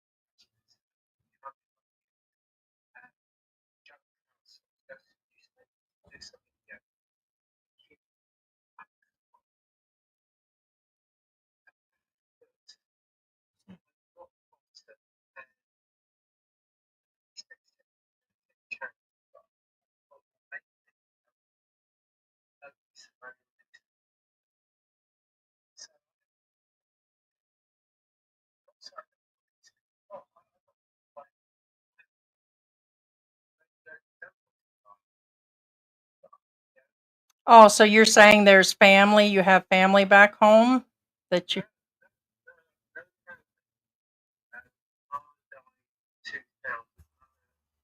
Disappeared in '96. No one knows where she went. No brothers and sisters. I was a HR manager, and I was always fighting the company for 10 years. I got obsessed by work, and I didn't have a close circle of friends. Moved here. It's just a series of events. It happens. You can think you don't deserve it. It's too fantastic. It shouldn't happen, but it does. And literally, I was going to be moved into a homeless shelter they would pull up here in the Philippines. And literally, I was that close to being on the streets. Literally. Um, is there any reason besides that you didn't go home early? Like when you first all this started happening and you still had the funds when you were paying the hospital bills, or were you just too sick to go back? Once again, serious events. Won't answer them in chronological order, but one was they would not let me. I'm really so much better now. My foot, I've got some antibiotics. It's been cleaned. It's still swollen. It's bandaged, but I lived with the fear for 2 years of losing my foot all the time. I'm digressing. First, I didn't go back. I overstayed because I was seeing a girl and she lied to me. So there's a fantasy, and it made sense during COVID-19, but then once I've overstayed, the relationship was very turbulent, and she basically blackmailed me and said, "Look, if you don't keep funding my lifestyle, I'll report you as an overstayer and an abuser." I ended up being stabbed. And then I got too ill, and then I got monkeypox, then COVID-19, then I got monkeypox, blah, blah, blah, blah. And now that I'm a lot better, I have to go to a GoFundMe page, and people have been very, very kind. But I've got to go back there, and because a few people think I'm a scammer, because the story is so fantastic with this one. So, also, another reason I didn't go back is the Filipino girl I was seeing was a terrible mother. This, someone I broke up a few years ago now, and I bonded with the son. I got videos, and he really got on well, and everyone thought he was slow. He wasn't slow. He was shy because no one cared. And so I stayed because of him. He's a lovely child. He's now 50. So lots of reasons. And sometimes life is black and white. Other times it's just. Are you actually making plans to go home now? Or are you going to stay? Well, I'm an overstayer, so I need to. But the embassy has sent me about 19 emails, and they sent me about 11 links totaling over 50 pages, and I read them all. And they're all a complete load of garbage. There's nothing in there. But it turned out an overstayer, basically, I've got to go through a process that takes 2 to 3 months. 2 to 3 months to get kicked out of the country. And I've got to fill out 5 different forms, including I've got to get something notarized, and I've got to get permission to leave the country. Yes. From I didn't. I thought I'd get kicked out. And I've got to pay various money and this, that, or the other, and it'll take 2 to 3 months. I cannot hold a pen. My fingers are so numb. When I type, I don't know how I do it, but I keep putting spaces all over the place in the words, and I have to go back and correct them. It takes me forever to write something, and I meant to fill out these forms? I know it sounds stupid. I've got blurred vision. I've got bloody glasses got broken by my ex, and it's held together by a hypodermic syringe cap. See. So yeah. So I have decided, because the police just want money. I even tried to get arrested. So you got arrested me. I'm overstaying. He said, no, unless you pay us money, we're not going to put you in a detention centre. So sorry, I lose trains of thought these days. So I have to formulate my own plan. And what I can do is I've rented somewhere now that is basically, it's theme. It's got internet, which I think is important to talk to the world. And I am going to rebuild my health. Yeah, I've hired someone who makes me vegetable food and stuff, and I'm going to get well. I'm going to. I shamble. How old do you think I am? Honestly, don't filter it. How old? No, you do look older. I'd probably say 73, 74 right now. I'm 61 in June. Yeah. So yeah. Yeah, and this is better than it was a month ago. To stand up and punch. I always looked 5 to 10 years younger. I always looked young. So for me, I that's it. Bloody hell, this is me on a good day. My brain works really well. I'm incredibly, but my body lets me down. I once fell over in the toilet, I refused to wear an adult bloody nappy. I'm not going to wear an adult nappy. I fell over and got stuck. You know the big water things that you have your paddle in? I got stuck in there for 2.5 hours. I'm not trying not to swear. And I dragged myself out there and just let the trail of blood on the floor. And I'm thinking, this is my life. I don't. So yeah, it's a bit tough. But so I'm going to rebuild my health, try and look younger, and then probably get on a plane and go back home. I'd like to stay here, but I don't know how the local authorities will brand it. But I think my thing is, if I keep on diabetic, if I get on, apart from they won't let me travel and everything, if I get on a plane, get into England, I've got to hobble off a plane with my walking stick, and then what do I do? Right. I mean, we had this guy that was on our show. When he went back, he became homeless because he had to reestablish residency, so he got no help in the UK. No assistance, no anything until you're there for a while. I've been away 8 years, and the cut-off is really 5 years. What I read up. So yeah, I'm going to be homeless, and this foot won't take it. My left foot is peculiar. A few years back, it broke, just broke for no reason, and they X-rayed it so they couldn't understand why. And then I had 3 accidents in a row about 2 years ago. I completely knackered my foot, and it gets and they dug a big hole in and sewed it up. And it's got a big hole inside there, sealed in, and it just prone to infection. I've taken 5 different antibiotics, including intravenously, and I must have taken 20 doses, 20 serious doses. Before, when I was in England, I would say no to antibiotics because you don't need them. I would take antibiotics once every 5 years. I've taken 100 years worth of antibiotics. I must have to be immune to them now.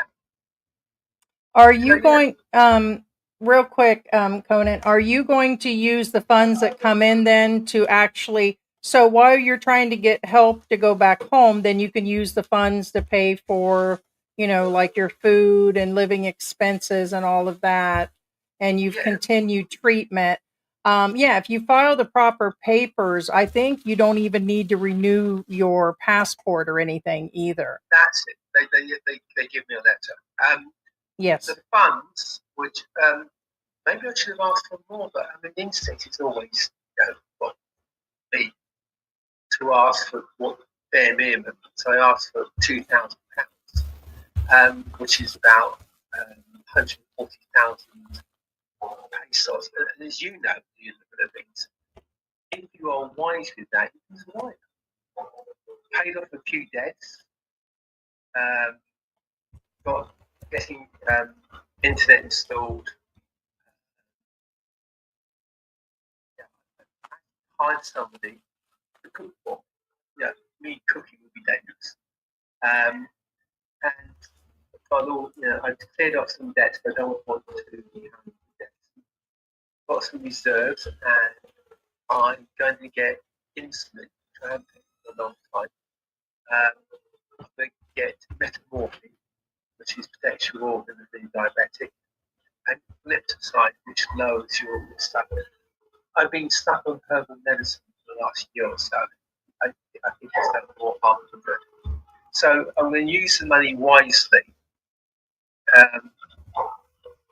It's going to be a lifesaver. It really is. Then what I'm going to start paperwork and fees. So it looks surrounding. Well, let me do this, and I will get back with you later to see if there are things that we can help you with on the side. Maybe I can help you work on that paper. So,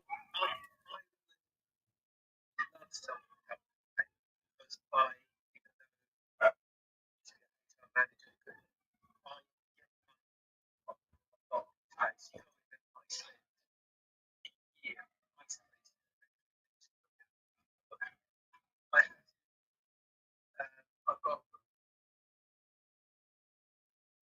water because build your muscles up. And it's important to drink a ton of water for sure. But the problem is, think of this, then yeah, then you got to go to the bathroom.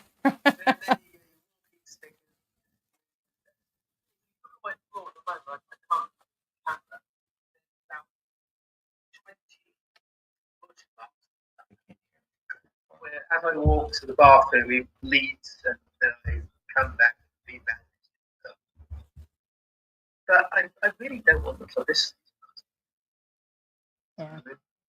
But Well, just hold tight and let me contact you later today. And I do appreciate you coming on and talking to me. Okay. my pleasure. And I'm now got to fight to a guy who thinks I'm a scammer. I understand. Yeah, well, just keep pushing on, and we'll get through this, okay? I'm in my 70s. Yeah, you sorry. You at this point, it's probably from you being sick and being stressed and the diet and everything. Yeah, so Oh, yeah. No, I looked at myself.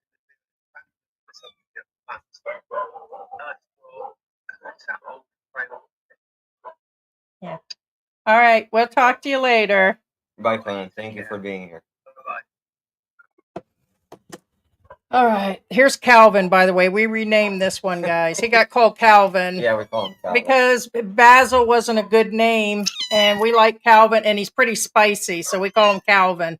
Hey, Calvin. Yeah. Where's Uncle Calvin? He left you, abandoned you here. He's back in America. Where's your Uncle Calvin? Thanks, Calvin. Actually, it was off of Calvin and Hobbes, and then Calvin from Sunshine Shoulders. We needed a good name, and we like the name Calvin. It's a strong name, like Calvin and Hobbes. So there he is, Calvin. Look how big they're getting, guys. They are downstairs living. All right, so quite interesting. It almost plays a different perspective for me on the gentleman. So basically, he looked better there. He was clean, looked like a whole different environment. He said his foot is healing. What's wrong? That dirt. Oh, you got to turn it down. You're going to hear them. Dogs out there barking, probably at the trash can. So sorry, guys, you couldn't hear that. The guy did contact us during the live. So we have heard from the guy that talked to the Daily Mail, and he's embarrassed now. He's also getting people that are calling him a scammer. You've heard what I've said. Oh. Okay. Yeah. Go ahead. Yeah. No. No, I guess it's a butt dial, probably. Yeah. No, that was probably a butt Turn it dial. down. That was him again, but I think it's a butt dial. So, but still, there's more questions I would like to ask, but what I can do is try to act on his behalf. He says he's trying to, even if things have all gone south, maybe there are things that, we can do to contact and say, hey, this, and that. Now, as far as going out where he is or why he stays there, there's a ton of questions. Maybe we can bring him up on here and record it and have him tell more of a story. And I can write down a bunch of questions and do an interview with him, and we'll just release that on the side. But still, a lot has happened. I can't believe that a lot of it is blame, and he's still going on about some things about this and that and this and that. And now he's saying his fingers aren't working well, but we just seen him pick the bottle up. He's kind of using his digits.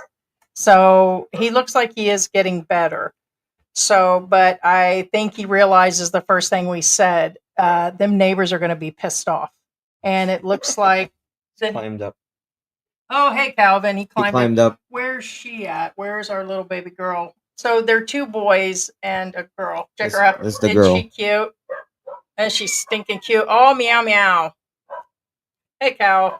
Hey, look how strong cow is. Don't we all wish we were that strong? Get it, cow. Oh, God, they're so stinking cute. I think we may keep them all. That's what I said right now. I know. So very sad. It's another expat. So I kind of figured if he got some of the money, he would actually stay. Now he just said he's an overstayer. Usually they do have overstayers leave, but usually they're put in detention centers. Somebody said that if they knew he was there, they'd have got him a long time ago. Sick or not, they'd have put him in the detention center with him being an overstayer. Well, he's going to the wrong guys. I mean, he went to the cops, and that's not the cops' job either. Yeah, you just can't walk up and say, "Hey, arrest me." Right. Maybe he should have. It's like the police department and ICE, in the U.S., two different departments. A lot of times, actually, police won't even attempt to deport anybody. They won't even grab them. Stop being mean.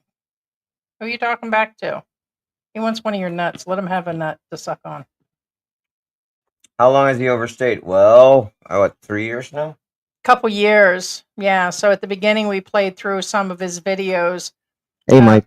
I have a photo of him, but it would require a little bit to get that up there. I guess I can send it to the drive and we can put it into a video clip, but probably it'd take us 20 minutes to do that. But he looked really good. He's lost some weight since, but that's a new article. That's just it. I don't know how long ago, but yes, of course he's embarrassed. People are calling him a scammer. I He's think actually flagged as a scammer because it does say scammer on his. Somebody flagged him as a scammer. And I'm just, yeah. Not us. Again, we're not the ones saying he It is. said, be careful, this account might be a scammer or something. Right. I've never seen. I've never seen that on anybody's profile before. It could be that people think that he's like working the system or something. Right. Hey, Calvin. Oh, look at you. Look at him, Dad. You tired? Weirdo. These guys are really loud. Tarzan says he's shady. Our Philippine Journal says 3-year overstay simply shows he is willing to cheat the system. Well, he was with the girl for 5 years. He said she was doing dubious stuff, which is a question I should have asked him. I froze up on that one. I'm curious what the dubious stuff is. He'd probably go into details, but why he would stay 5 years. He said he lived in the slums. Then he met a OFW that's in Malaysia, but stayed with the mother for a few years. He said he was locked in. I didn't question him. The reason I didn't, it was hard to hold the phone, and that was full audio, which means his audio. No, his audio was horrible. Again, nothing against the guy, but I can barely hear him. Right. So yeah, we're gonna have and I'm about right 10 here, minutes. and I'm like listening intently, and I'm like, I can barely hear this guy. Hi, Calvin. Yeah. What dramatic kitties. Yeah, they're exactly a month old. So they tried to jailbreak from upstairs. They got out of the cage. They got out of the box, out of the cage, out of the door. We gave him the entire room, and I found him all halfway down the stairs. He was crawling back up the stairs. He was just hanging when I came up the stairs. He was trying to, but he couldn't get back up. So I guess they plopped their way down, and so they've been downstairs for a couple days. Hi, sweetie bear. Tarzan says, guys that know will pick a shady lady so they have an excuse to leave her or blame her later on. There you go. Sounds like a plan. That's what I'm going to do to George. He's shady as all get out. You wish I was shady. You are shady. You are just shady. You're shady now. You're shady later. She's talking about a different kind of shady. All right, so there you guys go. Is that regular guy? There's the. It's like an elder regular there's guy. regular guy without a face filter. But no, he does not look Scott. 61. So he just turned 6. He said 61, right? Yes, So he looks 61, at least 10 years older to me. How does he look to you guys? Yeah, Adam, you're right. You know.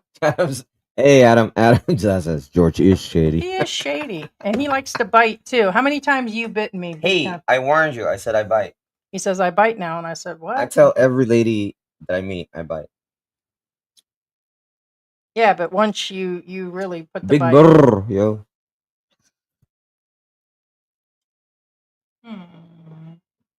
You're so sweet. They're so sweet. Hey, guys. Michael J, how you doing? He's hey so guys, sweet. how is it? Yeah. Hey, Michael J. So, here we are at a crossroad where we'll see. You know, we're not taking. It's kind of like what we did with what's his name. We kind of take on, and I'll go through and recontact and see what needs to exactly be done. But honestly, with him that far away, and without all of his information and expired passport, I'll see what information, and then he's got to be willing to go at that point.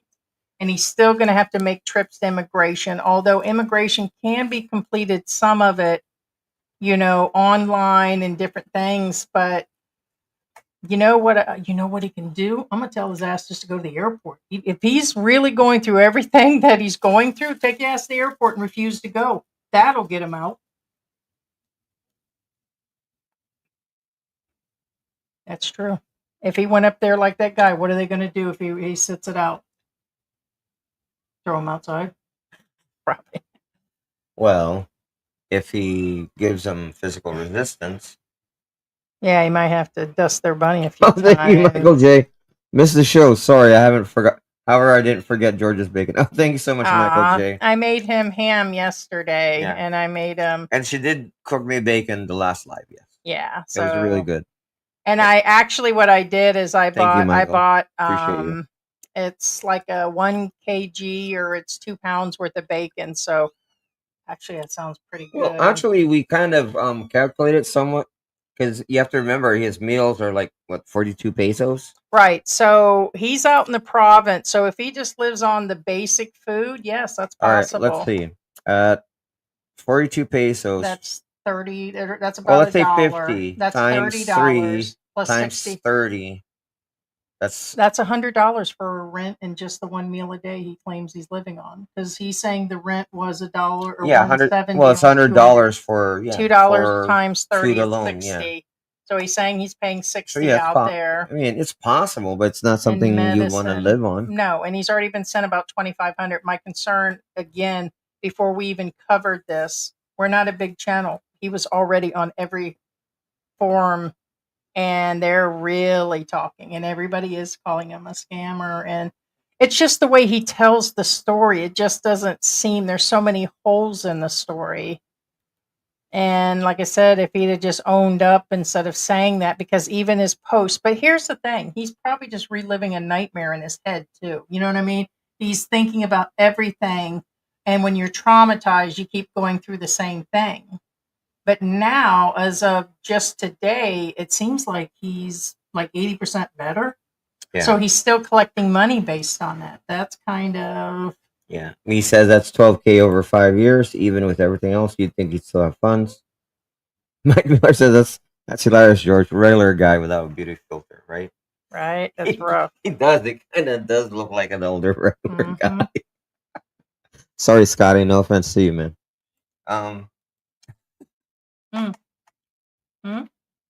Hi. free cat, guys. If you want one, it comes with free soy sauce. No, we're going to get them fixed. I'm joking. I'm so, joking. No, they're gonna. and if they're going to be here till they're 6 months They're gonna old, get snipped, bud. you know what I seen the other day? They laid all these cats out and they put their balls on top of their heads after they fixed them. What? Yeah. When they did it, they lay them all out on a basketball court. They actually put them on there to show they've been done. Really? Well, wouldn't you know if they've been knocked out, they've already been done? Oh, yeah, yeah, they laid them. Their little pink things on. Seriously? Yes, it was the kind of little weird. little. Little nads or so. It was weird. That's messed up. It was just all weird. So, Bear in the PI says I'm not shady. I tell women that I meet did you go through that all I'm the a comments? liquor. Ooh, dang. you Barry, go- really? Do you tell him you go through the alphabet too? George, did you start at the top? No. Okay. Yeah, because it's already I know. in my, and I still got to cook. You do. We're gonna make. Did you want to make the bread today? That's up to you. Sounds good. George last night, he's like, we were watching Little House on the Prairie. We were supposed to play Monopoly, and we were sitting here eating. We had chicken and some ham and rice and stuff, and we just got tired. By 9 or so, we were both watching TV or watching Little House and laying down, and I fell asleep. And when I woke up, it was my. George says, because I had eaten milk early in the day. George goes, "You've been farting in your sleep." I was like, "No, that's not possible." Is that even possible? No, I said I want a divorce. He did say that. She was fumigating. That's what he all said. I night shouldn't have drank the long. milk, but I'm just putting it out there. So Sarah's in the house. Victor C is in the house. So we're just going to go through the comments and. Hey, Bobby G. Good morning from Philippine Antics. Hope everyone Hey. has a blessed week. Bobby. Hey, Victor C. Hi, Heidi and George. Thank you so much. Hey, he's like my little pigeon. Maybe we can just. Philippine Prepping says, I'm tired of expats not prepared to live in abroad. The Darwin Award are always available. Stop helping everyone. Put it out there. It's on you. Do or die. It's your choice. Hey, Angela. Good morning. Angela says, my friends lived in the slums, never had any problems in Las Piñas. No, I mean, you can live in the slums, and again, most of the time, nothing really happens. But remember, even the slums have, it's like anything. There's good parts of the slums and there's bad parts of the slums, if that makes any sense. I know it sounds weird, but no. So you just have to, be observant and pay attention to these little things.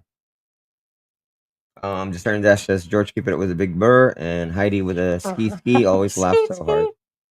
Do it again, Big Burr. We've been watching a little bit of his stuff. He's still putting out like 4, 5, 6 videos a day.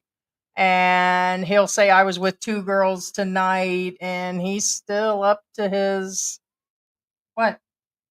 Hush up, Calvin. Aaron Doggy Full says he's got Jungle Boogie. Hey. Bill says you seem good now. Calvin, I'll let you. Philippine Prepping says, before I give another peso, I need to know the whole story from the age of 18. What? Whoa. Oh, maybe what, that's when, me. where, why? Convince me he didn't screw up on his own life. There you go. Yeah, it's kind of insane. TJ Riley says, that's just chicken wire, hardly held captive. Here he is on February 6th. Hi, everyone. I'm in English, living in the Philippines. I'm a top-rated freelancer writer who has written over 300 scripts for YouTube. So here he says it's for YouTube. Earlier he said it was for something else. Nearly 100 articles have been published on various topics. I've done work in all the manners, the podcast, the radio adverts, company branding project, as well as an employee litigation representative. So why isn't he doing his own paperwork if he's... My rates are incredibly low. Regards, Conan. Now, people have reached out. Somebody says, I've seen your article. I'd like to help. A lot of people are offering to help, by the way. That's where I'm at. I guarantee with him in that paper, there are people in the UK reaching out too. So he's got everybody, and there are some people with money that are reaching out, trying to help him. For me, I've seen a bunch of these expats come through. His story's out there. I believe it happened in one form or another, but why he didn't put the brakes on. If I sat in a back room with people I couldn't talk to and I felt weirded out, I'd have jumped in that mosh pit with the snakes. I'd have been at that point, or I'd have left. I'd have walked out of there. I'd have crawled out there. George knows me. There's just no way, but I'm just that type of person. But it's like he had succumbed to everything, and I just don't. Yeah, here's somebody yesterday that says if anyone can help this guy out, heartbreaking story. So there's 130 comments on here. We're at Mindanao. It's a pretty good size island. Oh, listen to this. This person says locked profile. It shows it's a scam for sure. So they got the scam thing too. This might be a scam from a guy, just not street smart, dumb to fall for the girl. Don't move to the Philippines. I don't feel it's a scam. The photos are there. I get newspapers don't check stories. There are photos, but you know what? We've had people tell us there's been guys like this that are showing photos. I told George, you know, again, this is a discussion. It could have been where he had COVID and that's what wiped him out. He was probably on minimal, stuff. And he's got diabetes, which he admitted to. I told George that could be an injury on his foot. Bottom and top could have all been from, and that could have been an injury where he really fell down. My point is who knows how much of the story might be real or not at this point. Well, and remember, if he has diabetes, your foot is very prone to injury. I guess you'll see more stories like this. The British government is trying to stop its tax cattle from leaving. Why do people make a big deal when a foreigner is down on their luck? Well, remember that one that old dog covered forever. That story just carried on and on and on. I don't think it's a scam, but I don't know why the article says Malaysian and then back and forth. No, his girlfriend is over there, but her family's here. She's an OFW. Cebu, 17 hours away. And then it says an 8-hour ferry from Mindanao to Cebu. So people are off on the difference. It is 8 hours, yeah. And he said 17, it said. Oh. He messaged somebody. I saw your GoFundMe. Are you near Bhutan? It says Nasipit, Nasipit. Yeah. Okay, do you need help? Peter, I just need to survive. So when someone asks him, do you really need help? I just need to survive until fully recovered enough to go back to the UK. You're locked in a compound is not surviving. Foot needs medical treatment. Overstayed for 3 years. He goes, that's going to be bloody expensive. So it's another British person. I probably should have asked for more on my GoFundMe to cover it, but do not want to burden anybody else. I must be strong. Village compound is okay or safer somewhere else. So yeah, so no, he just said, so he is being reached out, including us, and he's responding. So the deal is he asked for X amount on the GoFundMe. It's still got 25 days. I'm sure people will still send money, but it's going to be tough. Is he going to stay here? There's another one. Is that another one? Yeah, right there. No, go back. That was it. No, underneath it. Here? Yes.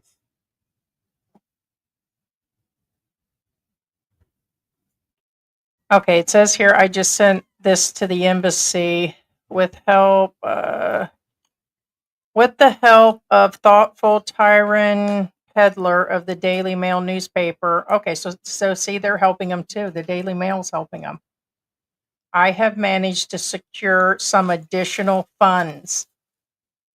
This now means I can buy more powerful antibiotics, diuretics, diabetic medicine, antiseptic cream, and bandages, as well as getting somewhere to live for the near future so I can recover my health and get all the paperwork I need. Thanks to the local authorities for attempting to help me find a homeless shelter. Now, he didn't mention that in the article now, did he? He said that he wouldn't.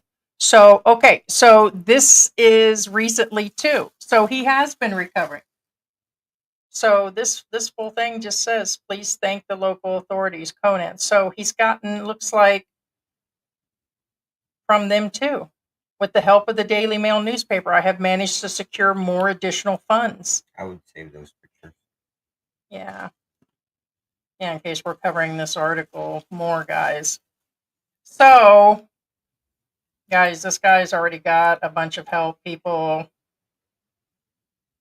Somebody says it's a scam from a new member. Scam. So that's what he's upset about. Plus, here's the thing. He's got his money, but at what price? He's living on somebody's property and said he's being locked in. Hey, Calvin, you holding on? Yeah, he's fine. Yeah. He's just chilling.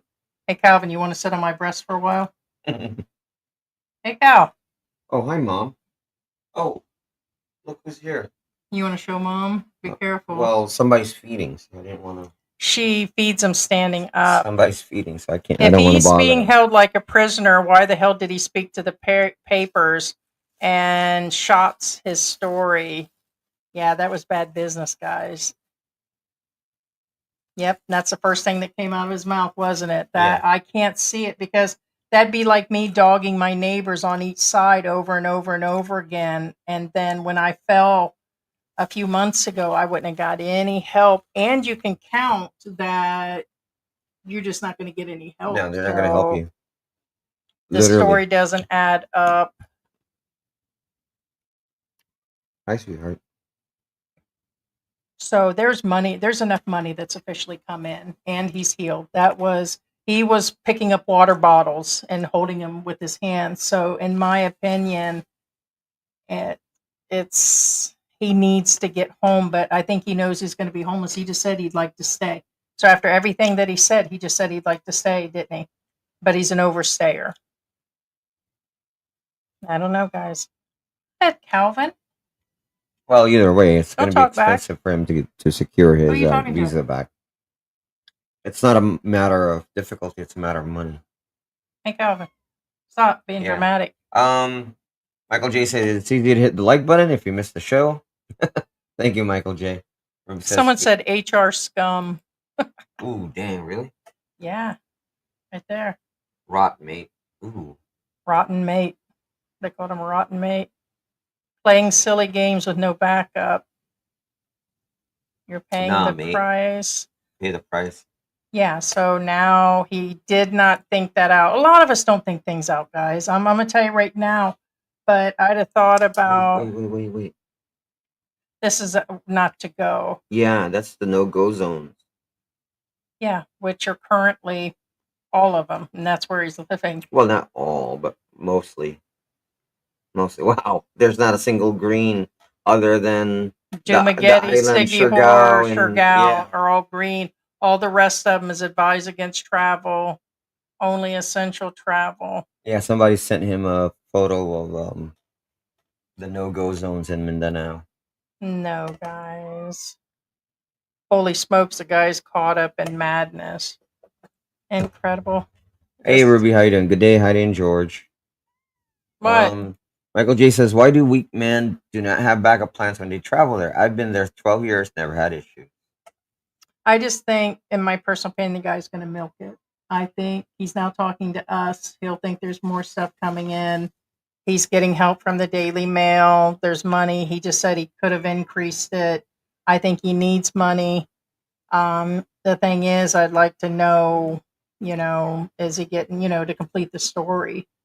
But it sounds like us doing something to get the truth out of him or whatever. There's no real thing except for he needs to get home, and everybody's working on that, including nurses. But he looks like he's healing. So just 2 days ago, it looked like he was falling apart, and now he's already been getting help. So I wonder I'll check to see when that article came out. Yeah. Pinetti says that means he wants money and has no plans of leaving. Mm-hmm. Michael J says, other than a crazy wife. There you go. Dana Jones says, I had an old war injury that got infected years ago. I also have diabetes, and when he goes to a real hospital, see what I mean under his name? These are AI photos. I'm still thinking he's posting these because it comes underneath his name. See, all of them under that name. It's just, anyway. Expats who don't take responsibility of their own actions, you have to look after yourself and not rely on others to support or bail you out when things go south. Finally says a new leg is what he means. That's what finally says, that he wants a new leg. That's what he's saying. Dana Jones says facts, new leg heading his way. Huh? Facts, new heading why. Sorry, facts, new leg heading his. Yeah, that is what it says. Yeah. His why he's got gangrene and has had it for at least 18 months or longer. Blood poison and a lot of pain. I had my foot amputated years ago. Oh, so sorry to hear that. But there's places that will give. Oh, Pinettes, thank you so much. Appreciate you, man. Thank you. We need a pic of him in shorts. I want to see his issues. Ooh, dang! You want to see his legs? You want to see his twisted sister and his foot loose and his twisted sister? Uh-huh. Yeah. Dana Jones says he'll get a free prosthetic. Well, there are. If you go to and put in his name on Facebook, I'll put the links in there later. It does show the photos of his foot. Tarzan says, "Looks like that guy's knocking on heaven's door." Well, he kept repeating he's dying. That didn't look like dying. No, I to don't think so. me. Victoria says, "Little cuties." Our Philippine George says $5 and he can buy a urinal. No need to walk this here. Oh, all right. Those little plastic things. Yeah. Mike from our Philippine George says for $5 you can get one of those little portable urinals, so he doesn't have to go to the bathroom, which makes sense. Usually you keep them on the side of your bed, right? If you're like, have leg issues, stuff like that. Yeah. Yeah, there he is, and a member of Staycations. Yeah. Victoria says, would have, could have, should have. He didn't. We just get out, suck it up. Your family or friends or charities, hospital will help when you get there, regardless. Aw. Finally says, why be a burden on the United Kingdom when you can put it on this Philippines? Is his thought.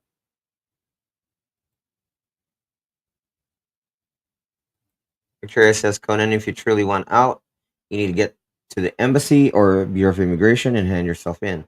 All you have to do is when you get to the UK is pay him back, and then you can get your passport back. Yeah, they would at least let They'll give him a loan once he fills out the appropriate paperwork and steps. I believe it's not just. It's going to take some time. I think it will take it could take a few months, but he's got to straighten everything out and have the strength to do it. It's. Tarzan says, sick in mind, sick in body, self-inflicted, stuck in Mindanao. Whose fault is it today? Did not want to take his mothballs back to his home country. Oh, damn. I believe he's saying I've just been crazy, or he's been just crazy. I don't know. No, this article just came out less than 48 hours ago. No, it's new. It's very fresh. Pinetti says embassy should seize his GoFundMe account. He didn't like the fact that I said that he looked old. He did look old, guys. Victoria says he should contact the British News or get someone to do for him to help get him out. See the bad toenail? Yeah, that's. Oh, you took it out of the slideshow. Well, I thought it was in there, babe. We were 12 minutes late. We've been working on this, trying to redo the. I know the Daily Mail is classified as a tabloid, but trust me, that's the injury from his arm. Every British person I've ever met, even in Australia, read the Daily Mail. Yeah, so that's the bottom of his foot blurred out, where he said they had to open it up, and So there you go. You said you asked for that, Pinetti. There's the damage. No, he was hurt. Yes, he said that he was on a bucket. He was stuck in that bucket for 2 hours. Looks like he fell in one of the. Jeff Fletcher says, being an expat, we're responsible for our actions in life. We are responsible for our daily lives. In the Philippines, as adults, we must take responsibility for our lives. Great video. Thank you. Ken Beck says, I don't believe his story. People in his position, if he was ever a high-flying HR guy, don't make stupid decisions like this. He probably made 10 really stupid decisions back to back to back. All right, so there were a lot of comments from the Daily Mail. I guess you could argue he contributed more NI than those arriving in Kent courtesy of RNL and the Border Farce Taxi Service. Okay, whatever that means. A organized pile of high quality bricks in the jungle, a water dispenser of clean filtered water, new China imported wooden mat, ready available wheelchair sitting at a government building premises, his good skin, his good muscle structure, good posture, clean intact, new clothes, old face for age appropriate, hospital worker in full government gear. So basically, it sounds like they're comparing that there are people way worse off than what's going on with you. Still sounds like they had privileges.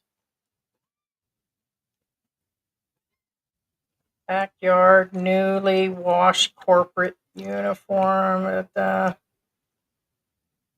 Look at it as a scam that the bloke probably had nothing to do with.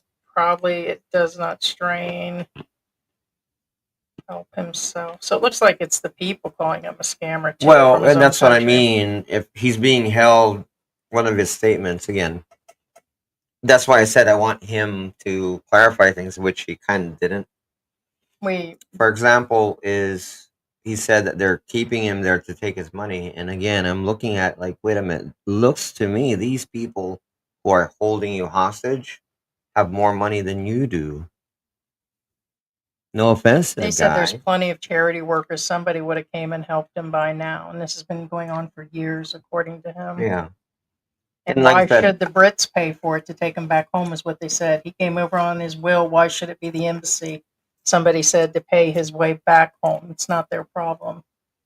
Makes sense too. That's a strong statement. That's in any country.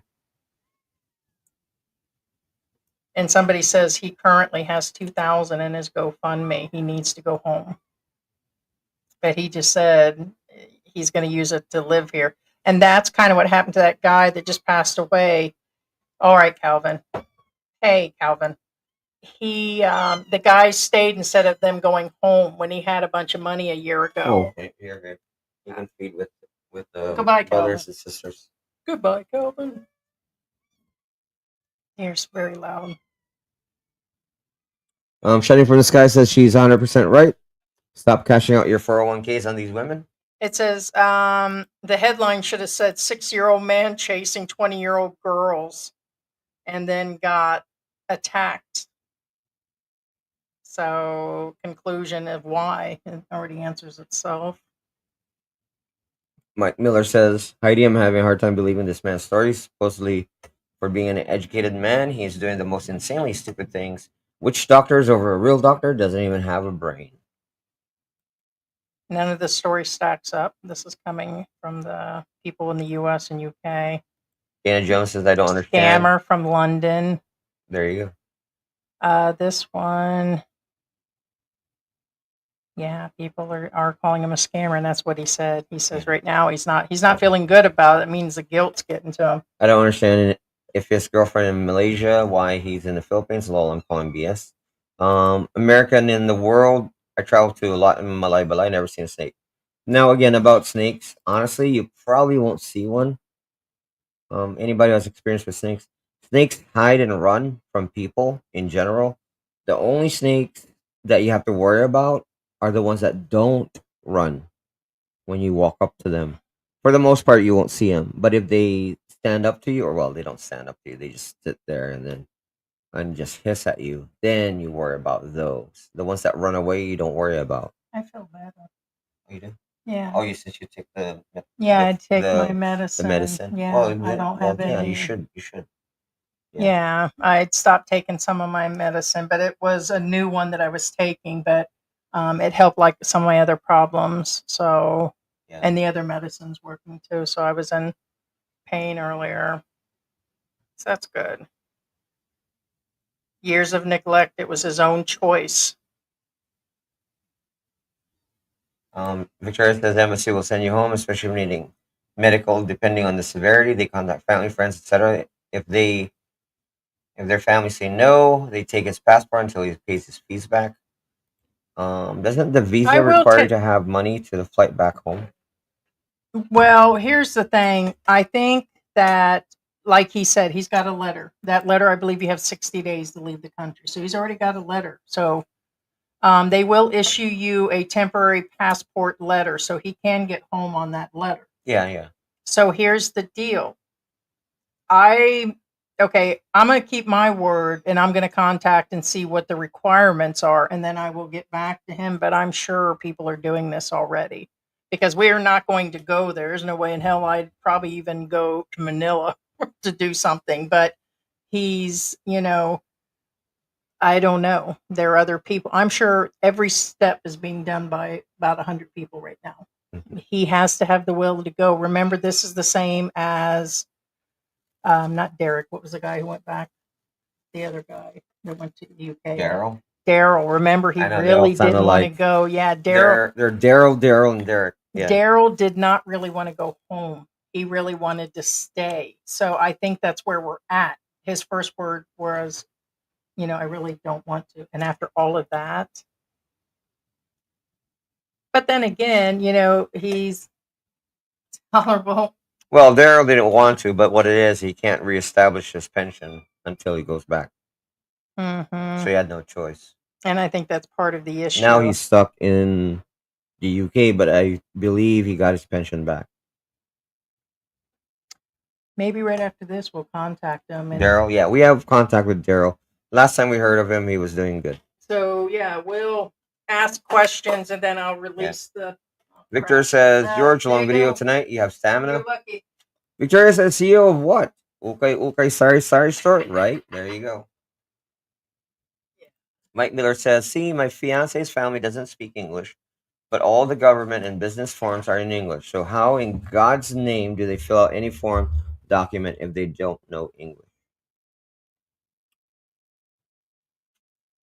Yeah, I have to think of questions. Well, here's the thing. Most Filipinos can understand a rudimentary form of English. I call Carabao English, which is a bit broken English, but they won't dare speak it because they don't want to get embarrassed. Is that like Jurassic Chicken? Yes. We'll talk about that some other time. OMG. Yeah. I taught Heidi what Jurassic Chicken is, but anyway. Me says of running Better the company. than Pack Bag or Pick Big. Yes, even they were an inept CEO. And White Simon says, the witch doctor or witch doctor? Witch as in witch? Yeah, it Or says here which the one? guy's a walking Yeah. disaster that he used a witch doctor. The CEO has no money and his voice is incredible. I feel like this is dark comedy. It is dark. Well, it's what's that word? Somebody said here this is gibberish. Something is vitally missing out of this story. Yeah, Well, I that's think what I said. There's holes. I think that some of this did happen. You No, could no. get into a domestic dispute, but they were there 5 years, they broke up, something happened. That's a good possibility. People, even the finest couples can get down and dirty. I'm not saying none of this happened. I'm saying there's holes. For instance, if you or any of you just sit there and think of all the bad things that ever happened to you and cobble them up in one story, that's what it sounds like to me. It says here he was here for 7 years and didn't learn Yeah. any of the language. I'm not saying that everything he encountered is bad. I'm saying these are his bad experiences cobbled up in one big story. I'd have been up there in that airport. And the holes I'm referring to is the connection. Like, okay, how is this connected to what? Because a lot of it just doesn't make sense. It says here, obviously you went there, no doubt, to get yourself a Philippine girlfriend. No, he said that's why he went there. He went to one. And this is a result. Man, I'm not giving you no funds. So 31 people did a thumbs up on that, guys. There's that other guy that we haven't shown on camera because he was eating. What's his name? Salem. Oh, Salem. Yeah, this is Salem. Yeah, because it's a boy. So, yeah, there's Salem. He's the hi, Salem. He's the biggest one. They're sweet. They're getting good care. He says, hey, guys, I have a hard time believing a CEO cannot manage his money or allow themselves to be backed into a position of zero agency. These are not characteristic of an individual capable of. Yes, correct. If he's a CEO, why hasn't he contacted his staff or family? Don't burn bridges with your family, friends, and colleagues. Real or scam? This still sounds dodgy to me. 27 ups on that. So this is what's upsetting him. That was the other thing out of his mouth is people are saying he's a scam. It just doesn't seem. I think he was just trying to get money, and he over exaggerated. So No. anything can be Like over I said, exaggerated. I believe everything is true. However, yes. Or why he didn't fix it, the overstay and all of that. Earn Doggy says Doc told him his leg has got to go. He said, "Leg, I love you, leg. So please don't go, don't go away." Doc says, "Give it up, baby, give it up." Na na na na na na na na. Baby, give it up. There you go. Baby, give it up. An American in the World says, I've been in the deep rural and they know about 3 words of English. Correct. You can't be in the deep rural in the Philippines and expect them to speak English. They're not going to be able to. You have to go to the cities to do that. Ooh, snap. Someone called him out because he said his girlfriend was dubious. I'm just going to repeat. This is not me. 33 agree. Translation. I got addicted to drugs. I kept falling over and over again and got hurt by doing this when I was wasted. My girlfriend then dumped me. I've completely run out of money and family and friends won't help me anymore. All these photos were taken by my dealer because I've set up a GoFundMe so my dealer can get more drugs. Oh wow, snap! Wow, that guy's talking about Dark. wow. But he went there, didn't he? But we don't. Again, not our words. That's somebody else. Yeah. Adam's ass says all by yourself is frightening. There could be spiders. Damn, someone in the UK said Filipinos are all about the money and stripping. They have massive extended families, target daft old Western men to manipulate them and make them an ATM. Just avoid them. 28 likes on that one. Yeah.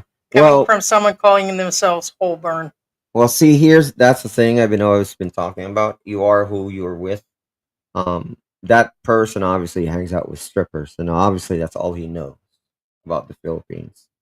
That's not honestly. Oh, someone called him out. How'd you have internet in a third world jungle you can't claim you live in? Yeah, there you go. No, he doesn't. Cinderella pumpkin. He doesn't live in the jungle. Again, he just lives in a rural area. Yeah, it was pretty clear internet. Yeah. Black Grandpa says no money, no honey. That's universal in every country. I don't understand why these guys never have enough money for at least a return ticket. Hey, Paul, how you doing? Hey, George and Heidi, watching from Melbourne, Australia. Tarzan says it's karma. Oh, that's all I got, guys. Curry says, hello, gang. Yes, I saw the story, and these are getting old. Hard to believe anything now. The Bohol scammers are getting competition outright. If it's true, I hope it's a warning to others. Wow, talk about the Bohol scammers. I don't even pay attention to them anymore. Interesting. Someone's trying to bring old Brian Smith back into the mix. I haven't heard Brian Smith, that hog farmer that they used to pick on and say, oh, that was like the original troll's dream of picking on him and a bunch of these other guys. It says that Brian Smith in Bohol is a scammer. Somebody said that? Yeah, and it says he's always putting Filipinos down on his YouTube. And he's wanted in the U.S. He runs a lot of scams. There's a lot of people that, do good and do bad. And I see what you did there. Michael J says, $5 only? That depends. Oh my gosh. I see what you did there. That I love that. That's witty. Michael says Ruby had it pegged in her message. Victoria says it's not a cash loan for a ticket. It's an automatic federal debt to be paid back. No, it has to be paid back, and he's going to be homeless when he gets there. Oh, Pinedy says, ask any viewers if anyone lives near his home. Does anyone live near Butuan? He lives in the rural area of Butuan. Here's the thing. He doesn't look like he needs help. If somebody shows up, what are they going to do? He looks like he lives in a nice place right now. Just saying. Yeah, that looked like the inside of a condo or something. Yeah, it looks like a really nice place. Yeah. And he was clean. He looked healthy. He was glowing. He's got headset on. So I don't get it. So this is why people would think it's really. Dana Jones says, shameful that Philippines doesn't take care of illegal immigrants the way American government does. Usually they do. That's why I'm surprised. Although there are some. You have this? Yeah, no, I'm just putting Calvin in the bag. He'll fit. No, he's not that. What are you doing? It's the kid.